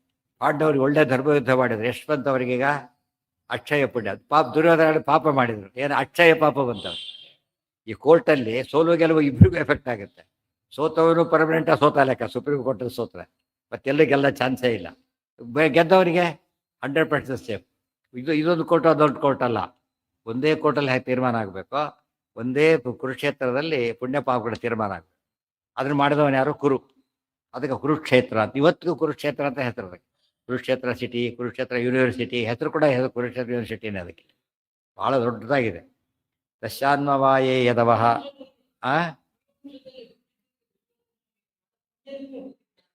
ಪುಣ್ಯದಿಂದನೇ ಬುದ್ಧಿ ಮಾಡಿದ್ದೇನೀಗ ಪಾಪದ ಕೆಲಸ. ಭಾರಿ ಪಾಪ ಮಾಡ್ಲಿಕ್ಕೆ ಏನಿರ್ಬೇಕು, ಯಾವಾಗಲೂ ಪದವಿಗಿದ್ದ ಭಾರಿ ಪಾಪ ಮಾಡ್ಲಿಕ್ಕಾಗೋದಿಲ್ಲ. ಒಬ್ಬ ಕಳ್ಳ ಎಷ್ಟು ಕಳ್ತನ ಮಾಡ್ಬೋದು ಅವನು. ರಾಜನಾದ್ರೆ ಲೂಟಿ ಹೊಡೆದು ಬಿಡ್ಬೋದು, ಏನೋ ಮಾಡಿದ್ನಲ್ಲ ಹಾಗೆ ನಡೀತಾ. ಒಬ್ಬ ಲಂಚಕ್ಕೆ ಅಟೆಂಡರಿಗೆ ಕೋಟಿಗಟ್ಟಲೆ ಲಂಚ ಕೊಡ್ತಾರೆ. ಯಾರು ಎಷ್ಟು ಕೊಡ್ತಾರೆ ಅಟೆಂಡರಿಗೆ? 10, 20, 100, 1000 ಅಷ್ಟೇ. ಅವರೆಲ್ಲ 10 ಕೋಟಿ ಕೊಡ್ತಾರೆ, ಅವರೆಲ್ಲ ಕೋಟಿಗಟ್ಟಲೆ. ಸೊ ಪಾಪ ಯಾರು ಜಾಸ್ತಿ ಆಯ್ತು ಈಗ? ಅವ್ರದ್ದು ಜಾಸ್ತಿ.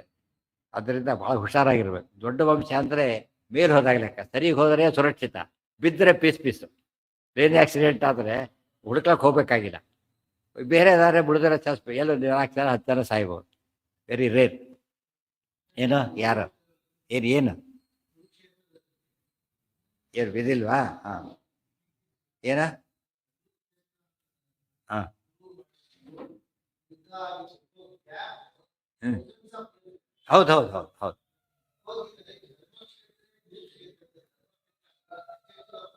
ಏನ ಕೊಟ್ಟಿದ್ದಾರೆ. ಯಾಕೆಂದ್ರೆ ಅಲ್ಲ, ಸಾಮಾನ್ಯವಾಗಿ ಈ ನ್ಯಾಯಾಲಯ ಅಂತ ಹೆಸರಿಟ್ಟಿದ್ದಾರೆ ಅಲ್ಲಿ. ಅಲ್ಲ, ಬಂದೆ ನ್ಯಾಯಾಲಯ ಅಂತ ಹೆಸರಿಟ್ಟಿದ್ದಾರೆ. ಏನ್ ತೀರ್ಮಾನ ಆಗುತ್ತೆ ಆಕ್ಚುಲಿ ಅಲ್ಲಿ?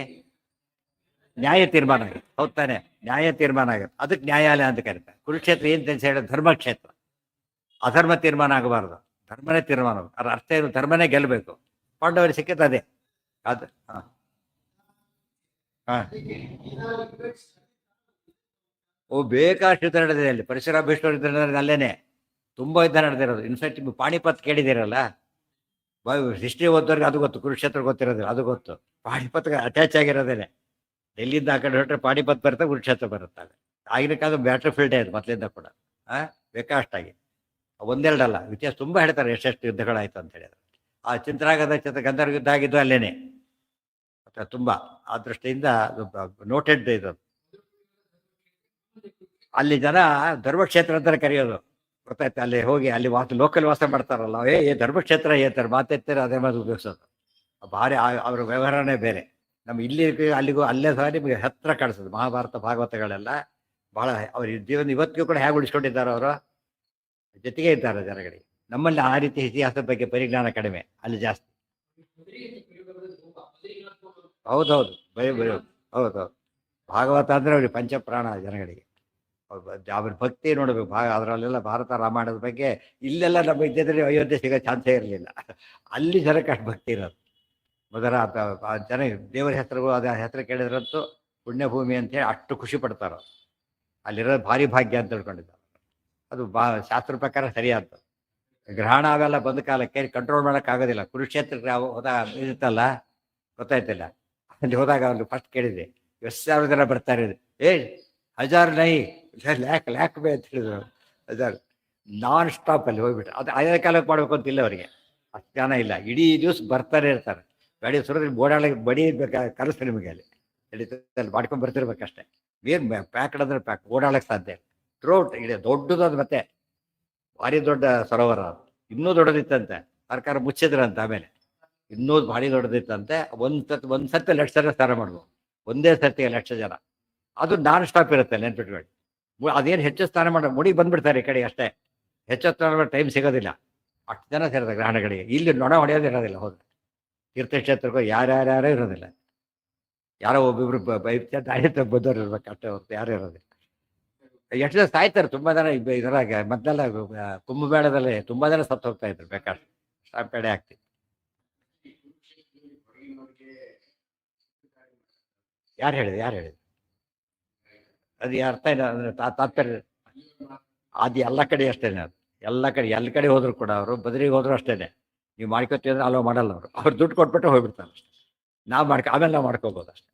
ಬಿಡೋದಿಲ್ಲ ಅಂದ್ರೆ ಅವ್ರ ತಾತ್ಪರ್ಯ ತಾವು ಅಲ್ಲೇ ಇರೋಂತಾವು ಬಿಟ್ಟುಬಿಟ್ರೆ ತಬಿದು ಹೋಗುತ್ತೆ ನಾಳೆ ಅಂತ ಅಷ್ಟೇ. ಪಂಡಗಳು ಅಂತ ಇರ್ತಾರಲ್ಲ, ಪಂಡಗಳು ಅಂತ ಅಲ್ಲಿ ಅವ್ರ ಪ್ರಕಾರ ಪಂಡ ಅಂದ್ರೆ ಅಲ್ಲಿಯ ಪುರೋಹಿತರಿದ್ದಾಗ ಲೆಕ್ಕ, ಲೋಕಲ್ ಪುರೋಹಿತರಿದ್ದಾಗ. ಅವ್ರು ಬಿಡ್ಲಕ್ಕೆ ಆಗ್ಬಾರ್ದು. ಅದೇ ಅವ್ರು ದುಡ್ಡು ಕೊಡ್ತೀವಿ ಅಂದ್ರೆ ಹೊಡ್ಬಿಡ್ತಾರೆ. ಎಷ್ಟು ಕೊಡ್ಬೇಕಪ್ಪ, ದೂರ ಹೊರಟೋಗ್ಬಿಡ್ತಾರೆ. ಆಮೇಲೆ ಬರಲ್ಲ. ಅವ್ರಿಗೆ ಕೊಡ, ಅವ್ರ ಪ್ರಾಶಸ್ತ್ಯ ಕೊಡಬೇಕು. ಮತ್ತು ಕೆಲವು ದೃಷ್ಟಿಯಿಂದ ನಾವು ಅವ್ರನ್ನ ಉಪಯೋಗ ತಗೋಬೇಕು. ನಾವು ಅಲ್ಲಿ ಸಂಕಲ್ಪ ಮಂತ್ರದಲ್ಲಿ ಕೆಲವೆಲ್ಲ ಡೀಟೇಲ್ಸ್ ಇರುತ್ತೆ. ಅದನ್ನ ಹೇಳಿಸ್ಬಿಟ್ರೆ ಸರಿ ಇರುತ್ತೆ. ಅದು ಆ ರೀತಿ ಹೇಳೋ ಪದ್ಧತಿ ಇದೆ ಮೊದಲಿಂದ. ಆ ರೀತಿನೇ ಹೇಳಬೇಕು.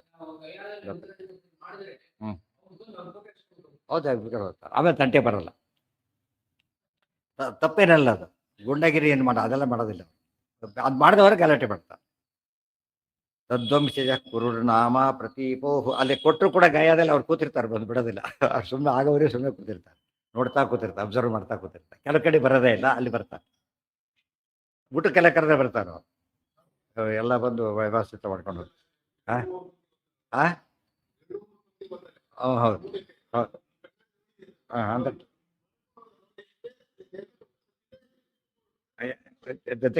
ದಕ್ಷಿಣಿಗೋಸ್ಕರ ಬರ್ತಾರೆ.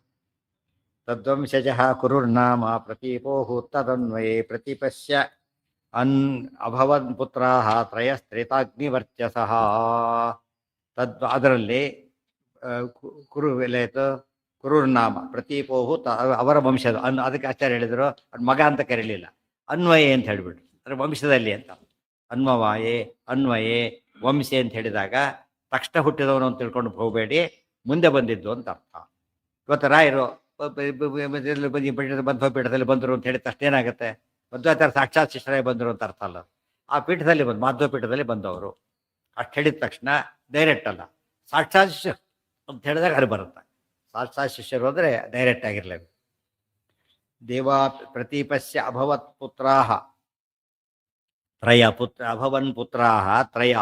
ಪ್ರತೀಪರಾಜನಿಗೆ ಪ್ರತೀಪ ಅಂತ ಒಬ್ಬ ರಾಜ ಬಂದ ಭರತ ವಂಶದಲ್ಲಿ, ಅವನಿಗೆ 3 ಜನ ಮಕ್ಕಳು. ತ್ರೇತಾಗ್ನಿ ವರ್ಚಸ, ಭಾರಿ ವರ್ಚಸ್ಸುಗಳಾದವರು, ಬಹಳ ಸಮರ್ಥರಾದವರು. ಯಾರ್ಯಾರು? ದೇವಾಪಿ ರಥ ಬಾಲ್ಯೀಕೋ ಗುಣಜ್ಯೇಷ್ಠಶ್ಚ ಶಂತನು. ಪ್ರತೀಪ ದೇವಾಪಿ ರಥ ಬಾಲ್ಯೀಕೋ ಗುಣಜ್ಯೇಷ್ಠಶ್ಚ ಶಂತನು ತ್ವಗ್ದೋಷಯುಕ್ತೋ ದೇವಾಪಿ ಜಗಾಮ ತಪಸೇ ವನಂ. 3 ಜನ ಮಕ್ಕಳು, ದೇವಾಪಿ, ಬಾಲ್ಯೀಕ ಮತ್ತು ಶಂತನು ಅಂತ 3 ಜನ ಮಕ್ಕಳ ಪ್ರತೀಪರಾಜರಿಗೆ. ದೇವಾಪಿ, ಬಾಲ್ಯೀಕ, ಶಂತನು. ಹಿರಿಯ ಯಾರೀಗ? ದೇವಾಪಿ. ಹಿರಿಯ ದೇವಾಪಿ, ಶಂತನು ಅಲ್ಲ, ಹಿರಿಯ ದೇವಾಪಿ. 2ನೇವನು ಬಾಲ್ಯೀಕ, 3ನೇವನು ಶಂತನು. ಆದರೆ ತಾರತಮ್ಯದಲ್ಲಿ ಶಂತನು ಶ್ರೇಷ್ಠ. ಯಾತಕ್ಕೆ? ವರ್ಣಾವತಾರ ಇದು, ದೇವತಾವತಾರ. ಅವರಿಬ್ಬರ ಪ್ರಹ್ಲಾದರಾಜ ಈಗೂ ಇರೋದಿಲ್ಲ, ವರ್ಣನಿಗಿಂತ ಕಡಿಮೆ. ಕರ್ಮಜ ದೇವತೆಗಳು ಅವ್ರಿಗೆ ಕಡಿಮೆ ಆದ್ದರಿಂದಾಗಿನೇ ಇವರು ಅಲ್ಲ, ಕರ್ಮಜ ದೇವತೆ ಅಂತ ಹೇಳ್ತಾರೆ, ಯೋಚನೆ ಇಲ್ಲ, ಬಟ್ ವರ್ಣನಿಗಿಂತ ಕಡಿಮೆ ಅವರು. ಸೊ ಶಂತನು ಗುಣಜ್ಯೇಷ್ಠಶ್ಚ ಶಂತನು ಆಚಾರ್ಯ ಬಂದು. ಮತ್ತು ಪೀಠ ಕೂಡ ಯಾರಿಗೆ ಸಿಕ್ತು? ಉತ್ತರಾಧಿಕಾರ ಶಂತನಿಗೆ ಬಂತು. ದೇವಾಪಿ ಬರಬೇಕಾಗಿತ್ತು ನ್ಯಾಯವಾಗಿ, ಜ್ಯೇಷ್ಠ ಅಂತ ದೇವಾಪಿ ಬರಬೇಕಾಗಿತ್ತು, ಬರಲಿಲ್ಲ. ಯಾತಕ್ಕೆ ಅಂದರೆ ತ್ವಗ್ದೋಷಯುಕ್ತ ದೇವಾಪಿ ಜಗಾಮ ತಪಸೇವನಂ. ಅವನಿಗೆ ಚರ್ಮ ರೋಗ ಇತ್ತದು. ಚರ್ಮ ರೋಗ ಇದ್ದಿದ್ದರಿಂದ ಏನಾಯಿತು? ಪಟ್ಟಾಭಿಷೇಕ ಆಗಲಿಲ್ಲ ಆತನಿಗೆ. ತಕ್ಷಣ ಆತನ ಅದು ಒಪ್ಕೊಂಡ ಆತ. ಪಟ್ಟಾಭಿಷೇಕ ಮಾಡಿ ತ್ವಗ್ದೋಷ ಇದೆ, ಮಾಡ್ಲಿಕ್ಕೆ ಸಾಧ್ಯ ಇಲ್ಲ ಅಂತ ಜನಗಳು ಹೇಳಿದರು, ಪುರೋಹಿತರು ಹೇಳಿದ್ರು. ರಾಜ ನೋಡ್ದ, ಆಯಿತು ಅಂತ ಹೇಳಿದ, ಆತ ಅಕ್ಸೆಪ್ಟ್ ಮಾಡ್ದ, ಹೊರಟುಬಿಟ್ಟ, ತಪಸ್ಸಿಗೆ ಹೊರಟುಬಿಟ್ಟ. ಇಲ್ಲೇನಾಯಿತು? ದೇವಾಪಿರಸ ಬಾಲ್ಯೀಕ ಗುಣಜ್ಯೇಷ್ಠಸ್ಯ ಶಂತನು. ಅದೇ ಚರ್ಮ ರೋಗ ಇದ್ದರೂ ಏನಾಗಬಾರ್ದು? ರಾಜನಾಗಬಾರ್ದು. ಪ್ಯಾರಾಲಿಸಿಸ್ ಆದವರು ಹೆಲ್ತ್ ಮಿನಿಸ್ಟರ್ ಆಗಿರ್ತಾರೆ. ಇವ್ರಿಗೆ ಹೆಲ್ತ್ ಮಿನಿಸ್ಟ್ರು.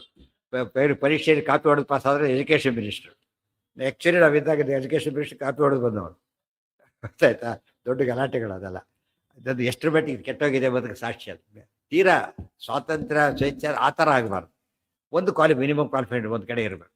ಅದು ಹೆಲ್ತ್ ಮಿನಿಸ್ಟರ್ ಆಗ ಮಿನಿಮಮ್ ಏನಾಗಿರ್ಬೇಕು? ಅವನು ಮೆಡಿಕಲ್ ಆಗಿರ್ಬೇಕು, ಮೆಡಿಕಲ್ ಓದಿರ್ಬೇಕು. ಇದು ಏನು ಗೊತ್ತಾಗ, ಪಾಪ ಏನು ಕೊಟ್ಟರು ಗೊತ್ತಾಗಲ್ಲ. ಆ ಫೀಲ್ಡಲ್ಲಿ ಇರಬೇಕು. ಅದು ಎಕ್ಸ್ಪರ್ಟೈಸ್ ಆಗಿದ್ರೆ ಭಾರಿ ಒಳ್ಳೇದು. ಇಂಜಿನಿಯರಿಂಗ್ ಏನೂ ಗೊತ್ತಿಲ್ಲ ಅವನಿಗೆ, ಇದು ಇಂಜಿನಿಯರಿಂಗ್ ಯಾವ್ದು ಮಿನಿಸ್ಟ್ರಿ ಕೊಟ್ಟು ಇರಿಗೇಷನ್ ಮಿನಿಸ್ಟ್ರು, ಅದು ಏನೇನೂ ಗೊತ್ತಿಲ್ಲ. ಅಲ್ಲಿ ಹೇಳ್ತಿರೋದು ಎಕ್ಸಾಂಪಲ್ ಕೊಟ್ಟು ಹೇಳ್ತಿರೋದು, ಸ್ಪೆಸಿಫಿಕ್ಕಾಗಿ ಯಾರು ಹೇಳಬೇಕಾಗಿಲ್ಲ. ಯಾಕೆಂದರೆ ಜನರಲ್ಲಿ ಇರೋದೇ ಹಾಗೆ. ಮತ್ತು ಪಾಲಿಸಿ ಪ್ರಕಾರ ಒಂದು ಮಿನಿಮಮ್ ಫಿಕ್ಸ್ ಆಗಿ ಮಾಡಲೇಬೇಕು ಒಂದು ಕಡೆ. ಅದರಿಂದ ಮತ್ತೆ ಎಲೆಕ್ಟ್ ಆಗಬೇಕಾದ್ರೆ ಗೊತ್ತಾಗ. ಅದರಿಂದ ಇವತ್ತು ಸಂಸ್ಥೆಗಳಲ್ಲಿ ಆ ಸಂಸ್ಥೆ ಬಯಲ ಪ್ರಕಾರ ಇಂಥವ್ರು ಎಲೆಕ್ಟ್ ಆಗಬಾರ್ದು, ಆಗ್ಲಿಕ್ಕೆ ಸಾಧ್ಯ ಇಲ್ಲ. ಇವ್ರು ಕ್ರಿಮಿನಲ್ಸ್ ಆಗಬಾರ್ದು ನೋಡ್ಕೊಂಡಿದೆಯಲ್ಲ, ಕ್ರಿಮಿನಲ್ಸ್ ಆಗಬಾರ್ದು, ಕ್ರಿಮಿನಲ್ಸು ಇರ್ತಾರೆ. ಅದು ಆಗೋಗ್ಬಿಟ್ಟಿದೆ. ಅಂದರೆ ಅದಕ್ಕೆ ವ್ಯವಸ್ಥೆ ಕೆಡಕ್ಕೆ ಅದೇ ಕಾರಣ. ಅದಿದ್ರೆ ಏನಾಗುತ್ತೆ ಅಂತ ಕೂತ್ರೆ ಅವನ ಟ್ರೆಂಡ್ ಎಲ್ಲ ಡೆವಲಪ್ ಆಗುತ್ತೆ. ಅದಕ್ಕೆ ಅಂಥವ್ರಿಗೆ ಕೊಡಬಾರ್ದು. ಅಂದರೆ ಅವನೊಬ್ಬನೇ ಅಲ್ಲ, ಒಂದು ಟ್ರೆಂಡ್ ಕ್ರಿಯೇಟ್ ಮಾಡಿ ಹೋಗ್ಬೇಕಾದ್ರೆ ಅಂತ ದೇವ. ಅದು ಹೇಳ್ತಾರೆ ಇಲ್ಲೇ ಹೇಳ್ತಾರೆ ಅವ್ರಿಗೆ. ಇಲ್ಲೇ ಬರುತ್ತೆ, ನೆಕ್ಸ್ಟ್ ಇಲ್ಲೇ ಬರುತ್ತೆ. ಇಲ್ಲೊಂದು ಸ್ವಾರಸ್ಯ ಇದೆ, ನೆನಪಿಟ್ಕೋಬೇಕು. ಚರ್ಮ ರೋಗ ಇದ್ದಿದ್ದಕ್ಕೆ ಅವನು ಏನಾಗಲಿಲ್ಲ, ರಾಜನಾಗಲಿಲ್ಲ. ಸರಿಯಾಗಿ ಅರ್ಥ ಮಾಡ್ಕೊಂಡ್ರೆ ಒಂದು ಪ್ರಶ್ನೆ ಉತ್ತರ ಸಿಗುತ್ತೆ. ರಾಜನೇ ಯಾಕಾದ ಹಾಗಿದ್ರೆ? ಪಾಂಡುರಾಜನ ಬಗ್ಗೆ ಜನ ತಿಳ್ಕೊಂಡಿರೋದೇನು? ಮೈಯೆಲ್ಲ ಬಿಡಿ ಇತ್ತು, ಅವನಿಗೆ ತೊಗ್ದೋಷ ಇತ್ತು ಅಂತ ಹೇಳಿದ್ರೆ ಜನಗಳೆಲ್ಲ ತಪ್ಪೋದು. ಯಾತಕ್ಕೆ? ಇಲ್ಲೇ ರಾಜ ಆಗ್ತಿದ್ದಿಲ್ಲ ಆತ, ಗೊತ್ತಾಯ್ತಾ? ಮೈ ಬೆಳಗಿತ್ತಷ್ಟೇ. ಉದಾಹರಣೆಗೆ ಇಲ್ಲೇ ಅಂತ ತಿಳ್ಕೊಬಿಡ್ರಿ, ನಮ್ಮಲ್ಲಿ ಇದು ಬರುತ್ತಲ್ಲ, ನಮಗೆ ಯಾವುದು ರೋಗ ಬರುತ್ತೆ, ಬೆಳಗಾಗ್ತಾರೆ, ಡಿಸೀಸ್ ಅಂತ ಕರೀತಾರೆ. ಈ ಫಾರಿನರ್ಸ್ ಬಣ್ಣ ಇರ್ತಾರೆ, ಅವ್ರ ರೋಗ ಅಂತ ಕರೆಯೋದಿಲ್ಲ. ಯಾಕೆ? ಬಣ್ಣ ಇರೋದೇ ಹಾಗೆ. ಬ್ರಿಟಿಷ್ ಬಂದಾಗ ಬಣ್ಣ ಇರೋದೇ ಹಾಗೆ. ರೋಗ ಅಲ್ಲ ಅದು. ಏನದು? ಇನ್ನೂ ತಮಾಷೆ ಅಂದರೆ ಅಲ್ಲಿ 20 ವರ್ಷ ಬೆಳಿ ಕೂದಲು ಬೇಕಾಡ್ತಾರೆ ಸಿಗ್ತಾರೆ ನಿಮಗೆ, ಬಿಳಿ ಕೂದಲು. ರೋಗ ಅಂತ ಕರೆಯಲ್ಲ ಅದನ್ನ. ಇಲ್ಲಿ ಬಂದರೆ ರೋಗ ಕಾಣುತ್ತೆ. ಅರ್ಥ ಆಯ್ತಾ? ಈಗ ಅವ್ರ ಬಣ್ಣಕ್ಕಾದಕ್ಕೂ ವ್ಯತ್ಯಾಸ ಬರುತ್ತೆ.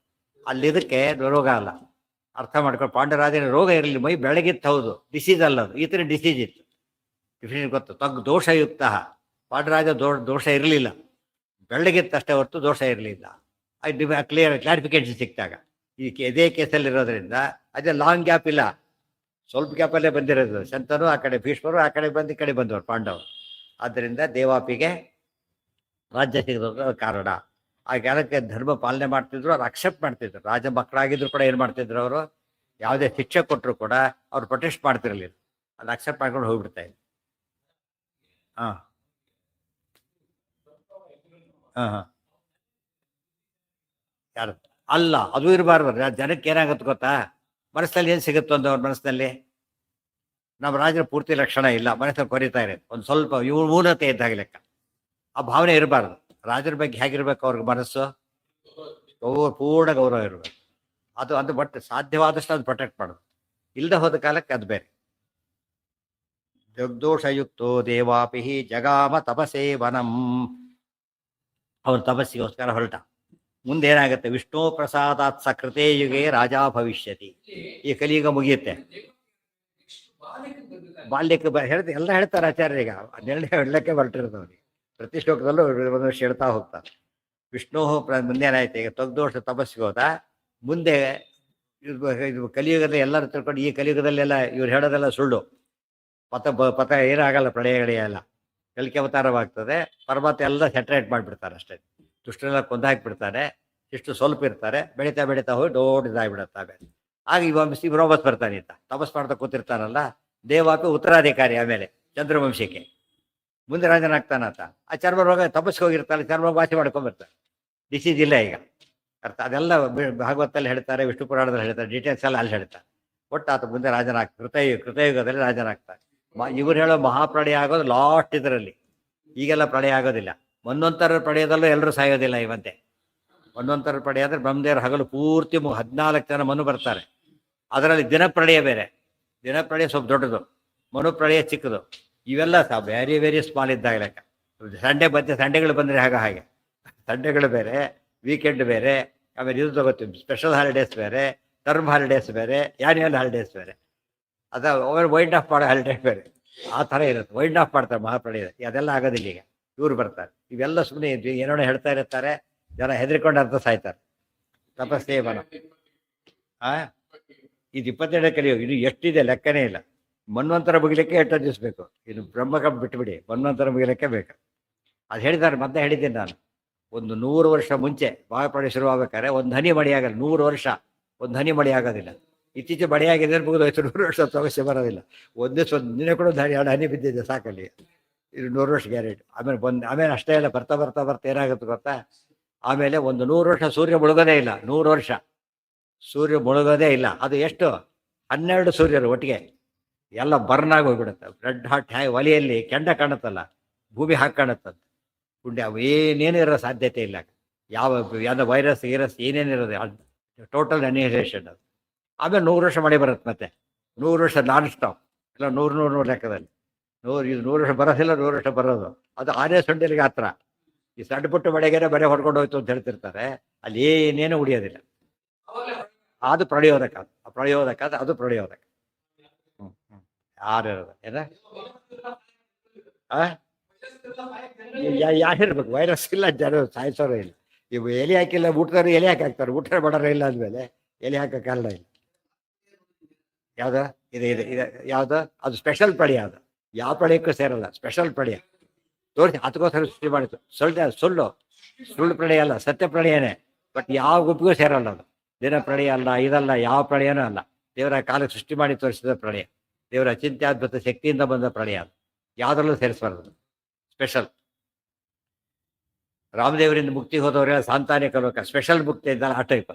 ಇನ್ಯಾವ್ದು ಮುಕ್ತಿ ಸೇರಿಸಾಗಿಲ್ಲ ಅದು. ಮುಕ್ತಿ ಹೌದು, ಸ್ಪೆಷಲ್ ವೆರೈಟಿ. ವಿಷ್ಣು ಪ್ರಸಾದ. ಇವತ್ತು ಎಲ್ಲ 15th ಬಂದರೂ ಆಗಸ್ಟ್ 15, 1947 ನೆನಪಾಗುತ್ತಲ್ಲ ಹಾಗೆ. ಸರ್ತಿ ಆಗಸ್ಟ್ 15 ಬರ್ಬೋದು, ಮೊದಲು ಬರ್ತಿತ್ತು, ಆಮೇಲೆ ಬರ್ತದೆ. ಬಟ್ ಅದು ಹಿಸ್ಟ್ರಿಯಲ್ಲಿ ಏನು ಇವೆಂಟ್ ಆಯ್ತದ, ಇಂಡಿಪೆಂಡೆನ್ಸ್ ಡೇ ಅಂತ ರೆಕಾರ್ಡ್ ಆಯ್ತಲ್ಲ, ಆ ಥರ ಸ್ಪೆಷಲ್ ಅದು. ವಿಷ್ಣು ಪ್ರಸಾದಾತ್ ಕೃತೆ ಹೇಗೆ ಎಲ್ಲಿಂದ ವಾಸಿ ಆಯಿತು ಅಂದರೆ ವಿಷ್ಣು ಅನುಗ್ರಹ ಬಂತು, ವಾಸಿ ಆಯಿತು ಅಂತ. ಈಗಿರಲಿಲ್ಲ, ಬಂತು. ಪುತ್ರಿಕಾ ಪುತ್ರತಾಂ ಯಾತೋ ಬಾಲ್ಯೀಕೋ ರಾಜಸತ್ತಮ. ನೆಕ್ಸ್ಟ್ ಯಾರು ಬರ್ಬೇಕಾಗಿತ್ತೀಗ, ಅವನು ಬರಲಿಲ್ಲ. ಯಾತಕ್ಕೆ, ಆತನ ತಾಯಿ ಯಾರು ಗೊತ್ತೇನು, ತಾಯಿ ಈ ಕಡೆ ಬಹಳ ಶ್ರೇಷ್ಠವಾದ ವ್ಯಕ್ತಿ ಆತ. ಈತನ ರೋಹಿಣಿ ಇದ್ದಾಳಲ್ಲ, ಈತನ ಮಗಳು ಬಲರಾಮನ ರೀತಿ ಇದ್ದಾನಲ್ಲ, ಯಾರು ವಸುದೇವನ ಹೆಂಡತಿ ರೋಹಿಣಿ ಮಲ್ಲಿಕರಾಜನ ಮಗಳೇ.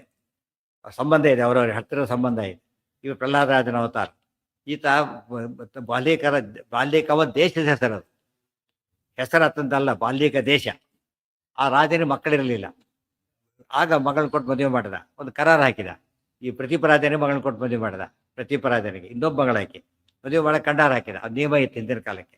ಪುತ್ರಿಕಾ ಪುತ್ರ ಧರ್ಮ ಅಂತ ಹೇಳ್ತಾರೆ ಅದಕ್ಕೆ. ಮಗಳ ಮಗನನ್ನ ತನ್ನ ಮಗನ್ ಮಾಡ್ಕೊಡೋದು, ಮಗಳ ಮಗನನ್ನ ಪುತ್ರಿಕಾ ನ್ಯಾಯ ಅಂತ ಕರೀತಾರೆ. ಪುತ್ರಿಕಾ ಪುತ್ರ ನ್ಯಾಯ ಆ ರೀತಿ ಮಾಡ್ಕೊಂಡಿದ್ರಿಂದ ಎಲ್ಲಿ ಸೇರಿದ, ಯಾವ ವಂಶಕ್ಕೆ ಸೇರಿದ ಆತ? ಬಾಲ್ಯಕ ರಾಜ್ಯ ಸೇರಿಬಿಟ್ಟು ಇಲ್ಲಿ ಬರಲೇ ಇಲ್ಲ. ಬೊಬ್ಬುರ್ವಾರ ಹುಟ್ಟಿದ ಅರ್ಜುನನಿಗೆ ಹಾಗೆ. ಅದು ಕುರುಕ್ಷೇತ್ರ ಯುದ್ಧಕ್ಕೆ ಬರಲಿಲ್ಲ ಆತ. ಯಾಕೆ? ಉತ್ತರಾಧಿಕಾರಿ ಅಲ್ಲ ಆತ. ಅಶ್ವತ್ಥಾಮರ ಅಸ್ತ್ರಕ್ಕೂ ಸಿಗಲಿಲ್ಲ. ಯಾತಕ್ಕೆ? ಪಾಂಡವರ ಸಂತಾನ ನಾಶ ಆಗಬೇಕು, ಪಾಂಡವರ ಸಂತತಿ ಅಲ್ಲ ಅದು. ಅರ್ಜುನ ಅಲ್ಲಿ ಕೊಟ್ಬಿಟ್ಟು ಅಷ್ಟೇನೆ ಮಗನ. ತನ್ನ ಮಗನಾದರೂ ಕೂಡ ತನ್ನ ವಂಶಕ್ಕೆ ಸೇರಲಿಲ್ಲ ಅಂತ. ಅರ್ಥ ಆಯ್ತಾ? ಆ ರೀತಿ ಹುಟ್ಟಿದ್ರಿಂದ ಇಲ್ಲಿ ಔಟ್ ಆಫ್ ಕಾಂಟೆಸ್ಟ್ ಅಂತ ಬರಲೇ ಇಲ್ಲ. ಸ್ಪರ್ಧೆನೇ ಅಲ್ಲ. ದೇವಾಪಿ ಹಿರಿಯ ಹೊರಟೋದ, ಮಧ್ಯದವರು ಅಲ್ಲಿಗೆ ಹೋದ, ಉಳಿದಿದ್ದಾರೀಗ ಶಂತನು. ಅದು ತಮಾಷೆ ಅಂದರೆ ಗುಣದಲ್ಲಿ ಯೋಗ್ಯತೆ ಇರೋದು ಜಾಸ್ತಿ ಆತನಿಗೇನೆ. ಕನಿಷ್ಠನಾಗಿ ಹುಟ್ಟಿದ್ರು ಕೂಡ ಜ್ಯೇಷ್ಠತ್ವ ಅವನಲ್ಲಿತ್ತು ಗುಣದಲ್ಲಿ. ಆತ ಉತ್ತರಾಧಿಕಾರಿ ಆತ. ಭಾರಿ ಮೇಲೆ ಬರ್ತಾನೆ, ಭಾರಿ ಮೇಲೆ ಬರ್ತಾನೆ. ಆದ್ರಿಂದ ಆತ ಬಂದ. ಇವರ ಚಕ್ರವರ್ತಿ ಗಣದವರು ಯಾರು? ದೇವಾಪಿ. ಇವರು ಕರ್ಮಜ ದೇವತೆಗಳು. ಆದರೆ ಈತ ಇನ್ನೂ ಮೇಲಿದ್ದಾನೆ. ಆದ್ರಿಂದ ಆತಗೆ ಬಂತು. ಪುತ್ರಿಕಾ ಪುತ್ರತಾಂ ಯಾತೋ ಬಾಲ್ಯಕೋ ರಾಜಸತ್ತಮಃ. ಇವರು ಅಲ್ಲಿ ರಾಜನಾದ, ಬಾಲ್ಯಕ ರಾಜನಾದ, ಬಹಳ ಪರಾಕ್ರಮಿ. ಯಾರಾತ ಅಂದ್ರೆ ಹಿರಣ್ಯಕಶಿಪೋ ಪುತ್ರ ಪ್ರಹ್ಲಾದೋ ಭಗವತ್ ಪ್ರಿಯ ವಾಯುನಾಚ ಸಮಾವಿಷ್ಟೋ ಮಹಾಬಲ ಸಮನ್ವಿತ. ಆತನ ಪರಿಚಯ. ಹಿರಣ್ಯಕಶಿಪೋ ಪುತ್ರ ಪ್ರಹ್ಲಾದ. ಹಿರಣ್ಯಕಶಿಪುವಿನಾಗ ಪ್ರಹ್ಲಾದ ಇದ್ದಾನಲ್ಲ, ಆತ್ನೆ ಭಗವತ್ ಪ್ರಿಯ. ಮತ್ತೆ ಭಗವತ್ ಪ್ರಿಯ ದೇವ ನರಸಿಂಹ ರೂಪದ ಸಾಕ್ಷಾತ್ಕಾರ ಮಾಡಿಕೊಂಡ ಪುಣ್ಯಾತ್ಮ. ವಾಯುದೇವರ ಆವೇಶ ಇದ್ದು ಹುಟ್ಟಿದ. ವಾಯುನಾಚ ಸಮಾವಿಷ್ಟ. ಅಲ್ಲೂ ವಾಯುದೇವರ ಆವೇಶ ಇತ್ತು, ಇಲ್ಲೂ ವಾಯುದೇವರ ಆವೇಶ. ವಾಯುನಾಚ ಸಮಾವಿಷ್ಟ ಮಹಾಬಲ ಸಮನ್ವಿತ. ಅದಕ್ಕೇನೆ ಭಾರಿ ಬಲಿಷ್ಠ. ವಾಯುದೇವರು ಬಂದರೆ ಬಡಿತ್ಥ. ವಾಯುದೇವರು ಬಡಿತ್ಥ ಅಂತಾನೆ ಶುರುವಾಗೋದು. ವಾಯುದೇವರು ಎಲ್ಲಿ ಬರ್ತಾರೆ, ಏನು ಬರುತ್ತೆ ಅಲ್ಲಿ? ಒಳ್ಳೆ ಬಲ ಬಂದ್ಬಿಡು. ಬಂದ್ಬಿಟ್ರೆ ಮುಗಿದು. ಒಂದ್ಸರಿ ಟಚ್ ಆದ್ರೆ ಒಂದ್ಸರಿ ಬದ್ರಿಗೆ ಹೋಗಿ ರಿಟರ್ನ್ ಬಿಡ್ಬಿಡ್ತಲ್ಲ, ರೆಕಾರ್ಡ್ ಆಯ್ತು ಅಂತ. ಬದ್ರಿಗೆ ಹೋಗಿ ಬಂದಿತ್ತು ಅಂತ ಆ ಥರ ಬಂತು. ಹೌದು, ಕೇಳ್ಕೊತ ಈತ ಕೇಳ್ಕೊತಾರೆ. ನೀವೇ ಮಾಡ್ಬೇಕು, ನೀವೇ ಮಾಡ್ಬೇಕು ಅಂತ ಕೇಳ್ಕೊತ. ವಾಯುನಾಚ ಸಮಾವಿಷ್ಟೋ ಮಹಾಬಲ ಸಮನ್ವಿತ ಏನೈವ ಜಾಯಮಾನೇನ ತರಸಾ ಭೂರ್ವಿದಾರಿತ. ಎಷ್ಟು ಬಲಶಾಲಿ ಆಗಿದ್ದ ಅಂತ ದೃಷ್ಟಾಂತ ಹೇಳ್ತಾರೆ. ಏನೈವ ಜಾಯಮಾನೇನ ತರಸಾ ಭೂರ್ವಿದಾರಿತ. ಆತ ಕೂಸು ಹುಟ್ಟಿದ ತಕ್ಷಣ ಭೂಮಿ ಸಿಡಿತಂತೆ. ಅಷ್ಟ ಬಲ ಇತ್ತು ಆತಗೆ. ಹುಟ್ಟಿದ ತಕ್ಷಣ ಭೂಮಿ ಸಿಡಿತು ಆ ಜಾಗ. ಅಷ್ಟರ ಮಟ್ಟಿಗೆ ಬಲಾಢ್ಯನಾಗಿದ್ದ ಬಾಲ್ಯಕ ರಾಜ. ವಾಯುದೇವರ ಆವೇಶದಿಂದ ಏನಾಗುತ್ತೆ ಮೊದಲಿಗೆ ಸಾಕ್ಷಿ ಅದು. ವಾಯುದೇವರು ಹುಟ್ಟಿದ ಭೀಮಸೇನರು ಹುಟ್ಟಿದ್ರು. ಶಶುರಿಂಗ ಪರ್ವತ ಪುಡಿಯಾಗೋಯ್ತು. ಈತಂದೇನಾಯ್ತು? ಯಾವ್ದು ದೊಡ್ಡದೀಗ? ಭೂಮಿ ಸೀಳೋದು ದೊಡ್ಡದೋ, ಬೆಟ್ಟನೇ ಪುಡಿಯಾಗ ಯಾವ್ದು ದೊಡ್ಡದು? ಯಾತಕ್ಕೆ? ಅದು ಭೂಧರ. ಭೂಧರ ಅಂದ್ರೆ ಭೂಮಿಯನ್ನು ಧರಿಸಿರೋದು ಯಾವುದು? ಬೆಟ್ಟ. ಅದು ಸಿಡಿದಾಗ ಇನ್ನು ಮೇಲೆ ಆಯ್ತು. ಫೈನಲ್ ಸಲ ಗೆದ್ದಾಗ ಲೆಕ್ಕ. ಇಲ್ಲಿ ಎಲ್ಲೋ ಇದು ಬೇರೆ ಅಲ್ಲ. ಅದರಿಂದ ವಾಯುದೇವರ ಆವೇಶ ಇದ್ದಕ್ಕೆ ಇಷ್ಟ ಆಯ್ತು, ವಾಯುದೇವರೇ ಆಗಿದ್ದಕ್ಕೆ ಕಷ್ಟ ಆಯ್ತು. ಅದೆಲ್ಲ ಯೋಚನೆ ಮಾಡ್ತಾ ಹೊರಟ ಅದು ಡೀಪ್ ಸ್ಟಡಿ ಮಾಡಿದಾಗ ಅವೆಲ್ಲ ಗೊತ್ತಾಗುತ್ತೆ, ತಾರತಮ್ಯ ಗೊತ್ತಾಗುತ್ತೆ. ಆವೇಶಕ್ಕೂ ಇದಕ್ಕೂ ಸಾಕ್ಷಾತ್ ರೂಪಕ್ಕೂ ವ್ಯತ್ಯಾಸ ಇದೆ. ಭೂಭಾರ ಕ್ಷಪ ಯಾರು? ಭೀಮಸೇನ ದೇವರು ಡೈರೆಕ್ಟ್. ಪ್ರಹ್ಲಾದನಲ್ಲಿ ಆವೇಶ ಬಾಲ್ಯಕನಲ್ಲೂ ಆವೇಶ. ಭೀಮರೂಪ ಸಾಕ್ಷಾತ್ ರೂಪ ವಾಯುದೇವರು. ಭೂಭಾರ ಕ್ಷಪಣೆ ವಿಷ್ಣು ಅಂಗತಾ ಮಾಪ್ತು ಮೇ ಬಸ. ಪ್ರಹ್ಲಾದರಾಜ ಯಾತಕ್ಕೆ ಕೊಟ್ಟಿದ್ದು ಅಂತ ಕೇಳಿದರೆ, ಭೂಭಾರ ಕ್ಷಪಣೆ ವಿಷ್ಣು, ಭೂಭಾರ ನಾಶ ಮಾಡ್ತಕ್ಕಂಥ ವಿಷ್ಣುವಿನ ಕಾರ್ಯದಲ್ಲಿ ಅಂಗತಾಮ್ ಅಂದ್ರೇನು? ಸಹಾಯ ಅನ್ನಬಾರದು, ಸೇವೆ ಸಲ್ಲಿಸೋಕ್ಕೋಸ್ಕರ ಬಂದ. ಸರ್ಕಾರಿ ಸೇವೆ ಅಂತಾರೆ, ಸರ್ಕಾರಕ್ಕೆ ಹೆಲ್ಪ್ ಅಂತ ಕರೆಯೋದಿಲ್ಲ. ಗೊತ್ತಾಯ್ತು? ಯಾಕೆ? ಸರ್ಕಾರ ದೊಡ್ಡದು. ದೊಡ್ಡವ್ರ ಬಗ್ಗೆ ಸಹಕಾರ ಕೊಟ್ಟಾಗ ಏನಂತಾರೆ? ಅದನ್ನ ಸೇವೆ. ಚಿಕ್ಕವ್ರಿಗೆ ಕೊಟ್ಟಾಗ ಸಹಾಯ. ಅದೇ ಸಹಾಯ ಚಿಕ್ಕವ್ರು ಮಾಡಿದರೆ ಸಹಾಯ, ದೊಡ್ಡವ್ರಿಗೆ ಕೊಟ್ಟಾಗ ಸೇವೆ. ಸೊ ಸೇವೆಗೋಸ್ಕರ ಬಂದ. ಭೂಭಾರ ಕ್ಷಪಣೆ ವಿಷ್ಣು ಅಂಗತಾಮಾಪ್ತು ಮೇ ವಸಃ ಪ್ರತೀಪ ಪುತ್ರತಾಮಾಪ್ಯ ಬಾಲ್ಯೇಕೇಶು ಅಭವತ್ ಪತಿ ರುದ್ರೇಶು ಪ್ರತೀಪ ಪುತ್ರತಾಮಾಪ್ಯ. ಅಲ್ಲಿಗೆಲ್ಲಿ ಮುಂದೆ ಆತನ ವಂಶ ಎಲ್ಲ ಫಸ್ಟ್ ಹೇಳ್ಬಿಡ್ತಾರೆ. ಬಾಲ್ಯಕ ರಾಜ, ಆತನ ಮಕ್ಕಳು ಯಾರು, ಮೊಮ್ಮಕ್ಕಳು ಯಾರು ಫಸ್ಟ್ ಹೇಳ್ಬಿಟ್ಟು ಶಂತನ ಕಥೆ ಮುಂದುವರಿಸ್ತಾರೆ. ನಾಳೆ ಹ್ಮ್ ಆವೇಶದ ಕೆಲಸ ಬೇರೆ. ಆವೇಶ ಯಾವ ಪರ್ಪಸ್ಗೆ ಆಗುತ್ತೆ ಭಾಳ ಇಂಪಾರ್ಟೆಂಟ್. ಆ ಪರ್ಪಸ್ಗೆ ಮಾತ್ರ ಇರೋದು. ಇಲ್ಲಿ ಹೇಳಿದ್ದೇನೆ ನಾನು, ಒಬ್ಬ ಮೇಷ್ಟ್ರು ಇದ್ದಾನೆ, ಟೀಚ್ ಮಾಡ್ತಾನೆ. ಆ್ಯಸ್ ಎ ಟೀಚರ್ ಆತನ ರೋಲ್ ಬೇರೆ. ಆತ ಎಕ್ಸಾಮಲ್ಲಿ ಇನ್ವಿಜಿಲೇಟರ್ ಆಗ್ತಾನೆ, ಅಲ್ಲಿ ರೋಲ್ ಬೇರೆ. ಎಕ್ಸಾಮಿನರ್ ಆಗ್ತಾನೆ, ಅಲ್ಲಿ ರೋಲ್ ಬೇರೆ. ಸೇಮ್ ಟೀಚರ್ 3 ರೋಲಲ್ಲಿ ಇದ್ದಾನೆ. ಈಗ ಪಾಠ ಮಾಡೋಕ್ಕಾರೆ ಏನು ಮಾಡ್ತಾನಾಗ, ವಿಷಯ ತಿಳಿಸ್ಕೊಡ್ತಾನೆ, ವಿಷಯ ತಿಳಿಸ್ತಾ ತಪ್ಪು ಎಲ್ಲ ತಿರ್ತಾನೆ. ಇನ್ವಿಜಿಲೇಷನ್ ಆದಾಗ ಏನೂ ಮಾಡೋಂಗಿಲ್ಲ, ಏನು ಮಾಡ್ತಾನೆ, ತಪ್ಪು ಬರೆದ್ರು ಕೂಡ ತಪ್ಪು ಅಂತ ಹೇಳೋದಿಲ್ಲ ಅವನು, ಸರಿ ಬರೋದು ಸರಿ ಅಂತಲೂ ಹೇಳಲ್ಲ. ಯಾಕೆ, ಮತ್ತೆ ತಪ್ಪಿರಿ ಅಕಸ್ಮಾತ್ ಶಿಷ್ಯ ಕೇಳಿಕೊಂಡ್ರು ಹೇಳೋದಿಲ್ಲ, ಇನ್ನೊಂದು ಕೇಳಿದ್ರೆ ಗೆಟ್ ಔಟ್ ಅಂತ ಹೇಳ್ತಾನೆ, ಕೇಳಬಾರದಲ್ಲಿ. ಗೊತ್ತಾಯ್ತು. ಅದೇ ಟೀಚರೇ ಮತ್ತೆ ವ್ಯಾಲ್ಯೂಯರ್ ಆದಾಗ ಮಾರ್ಕ್ಸ್ ಹಾಕೋದಷ್ಟೇ, ತಿದ್ದುಬಿಟ್ಟು ಮಾರ್ಕ್ಸ್ ಹಾಕಾಗಿಲ್ಲ, ತಾನೇ ತಪ್ಪು ಬರೋದು ಮಾರ್ಕ್ಸ್ ಹಾಕಾಗಿಲ್ಲ, ವ್ಯಾಲ್ಯೂ ಮಾಡೋದು ಅಷ್ಟೇ ಕೆಲಸ, ಬೇರೆ ಕೆಲಸ ಇಲ್ಲ. ಎಷ್ಟು ಡಿಫ್ರೆನ್ಸ್ ಇದೆ ಗೊತ್ತಾಯ್ತಾ. ವಾಯುದೇವರ ರೋಲು ದುಷ್ಟರಲ್ಲೂ 6,2,1,000 ಮಾಡಿಸೋದು ಅವರೇ, ದುರ್ಯೋಧನೊಳಗಿದ್ದದ್ದು ಅವರೇನೆ. ಆವೇಶ ಬೇರೆ ಇತ್ತು ಅದರಲ್ಲಿ. ಬಟ್ ಪರ್ಪಸ್ ಏನಲ್ಲಿ, ಏನು ಪರ್ಪಸ್ ಅದು, ಯಾವ ಪರ್ಪಸ್ಸು ಅಷ್ಟೇ. ಸಜ್ಜದಲ್ಲಿ ಮಾಡಿದಾಗ ಏನು ಮಾಡ್ತಾರೆ, ಜ್ಞಾನ ಕಾರ್ಯ ಮಾಡಿದಾಗ ಎಂಟರ್ ಆಗ್ತಾರಲ್ಲ, ಅದು ಉದ್ಧಾರ ಮಾಡೋ ರೂಪ. ಇದು ಉದ್ಧಾರ ಮಾಡೋ ರೂಪ ಅಲ್ಲ. ಕ್ಲಾಸಿಗೆ ಆಮೇಲೆ ಹೇಳ್ತೀನಿ, ಇಲ್ಲೆಲ್ಲ ಹೇಳೋದಿಲ್ಲ ಅಂತ. ಗೊತ್ತಾಯ್ತಾ. ಅದರಿಂದ ವಾಯುದೇವರ ಆವೇಶ ಅಂದ ತಕ್ಷಣ ಅವ್ನು ಯಾಕೆ ಕೆಟ್ಟವನು ಅಂತ ಕೇಳೋ ಪ್ರಶ್ನೆ ಬರೋದಿಲ್ಲ. ತಾರತಮ್ಯ ಇದೆ. ಅದೇ ಆವೇಶದಲ್ಲಿ ತಾರತಮ್ಯ ಮತ್ತು ಪರ್ಪಸ್ ಬೇರೆ. ಯಾವ ಪರ್ಪಸ್ಗೋಸ್ಕರ ಆವೇಶ ಮಾಡ್ತಾರೆ, ಆ ಪರ್ಪಸ್ ಅಷ್ಟೇ ಮಾಡೋದು.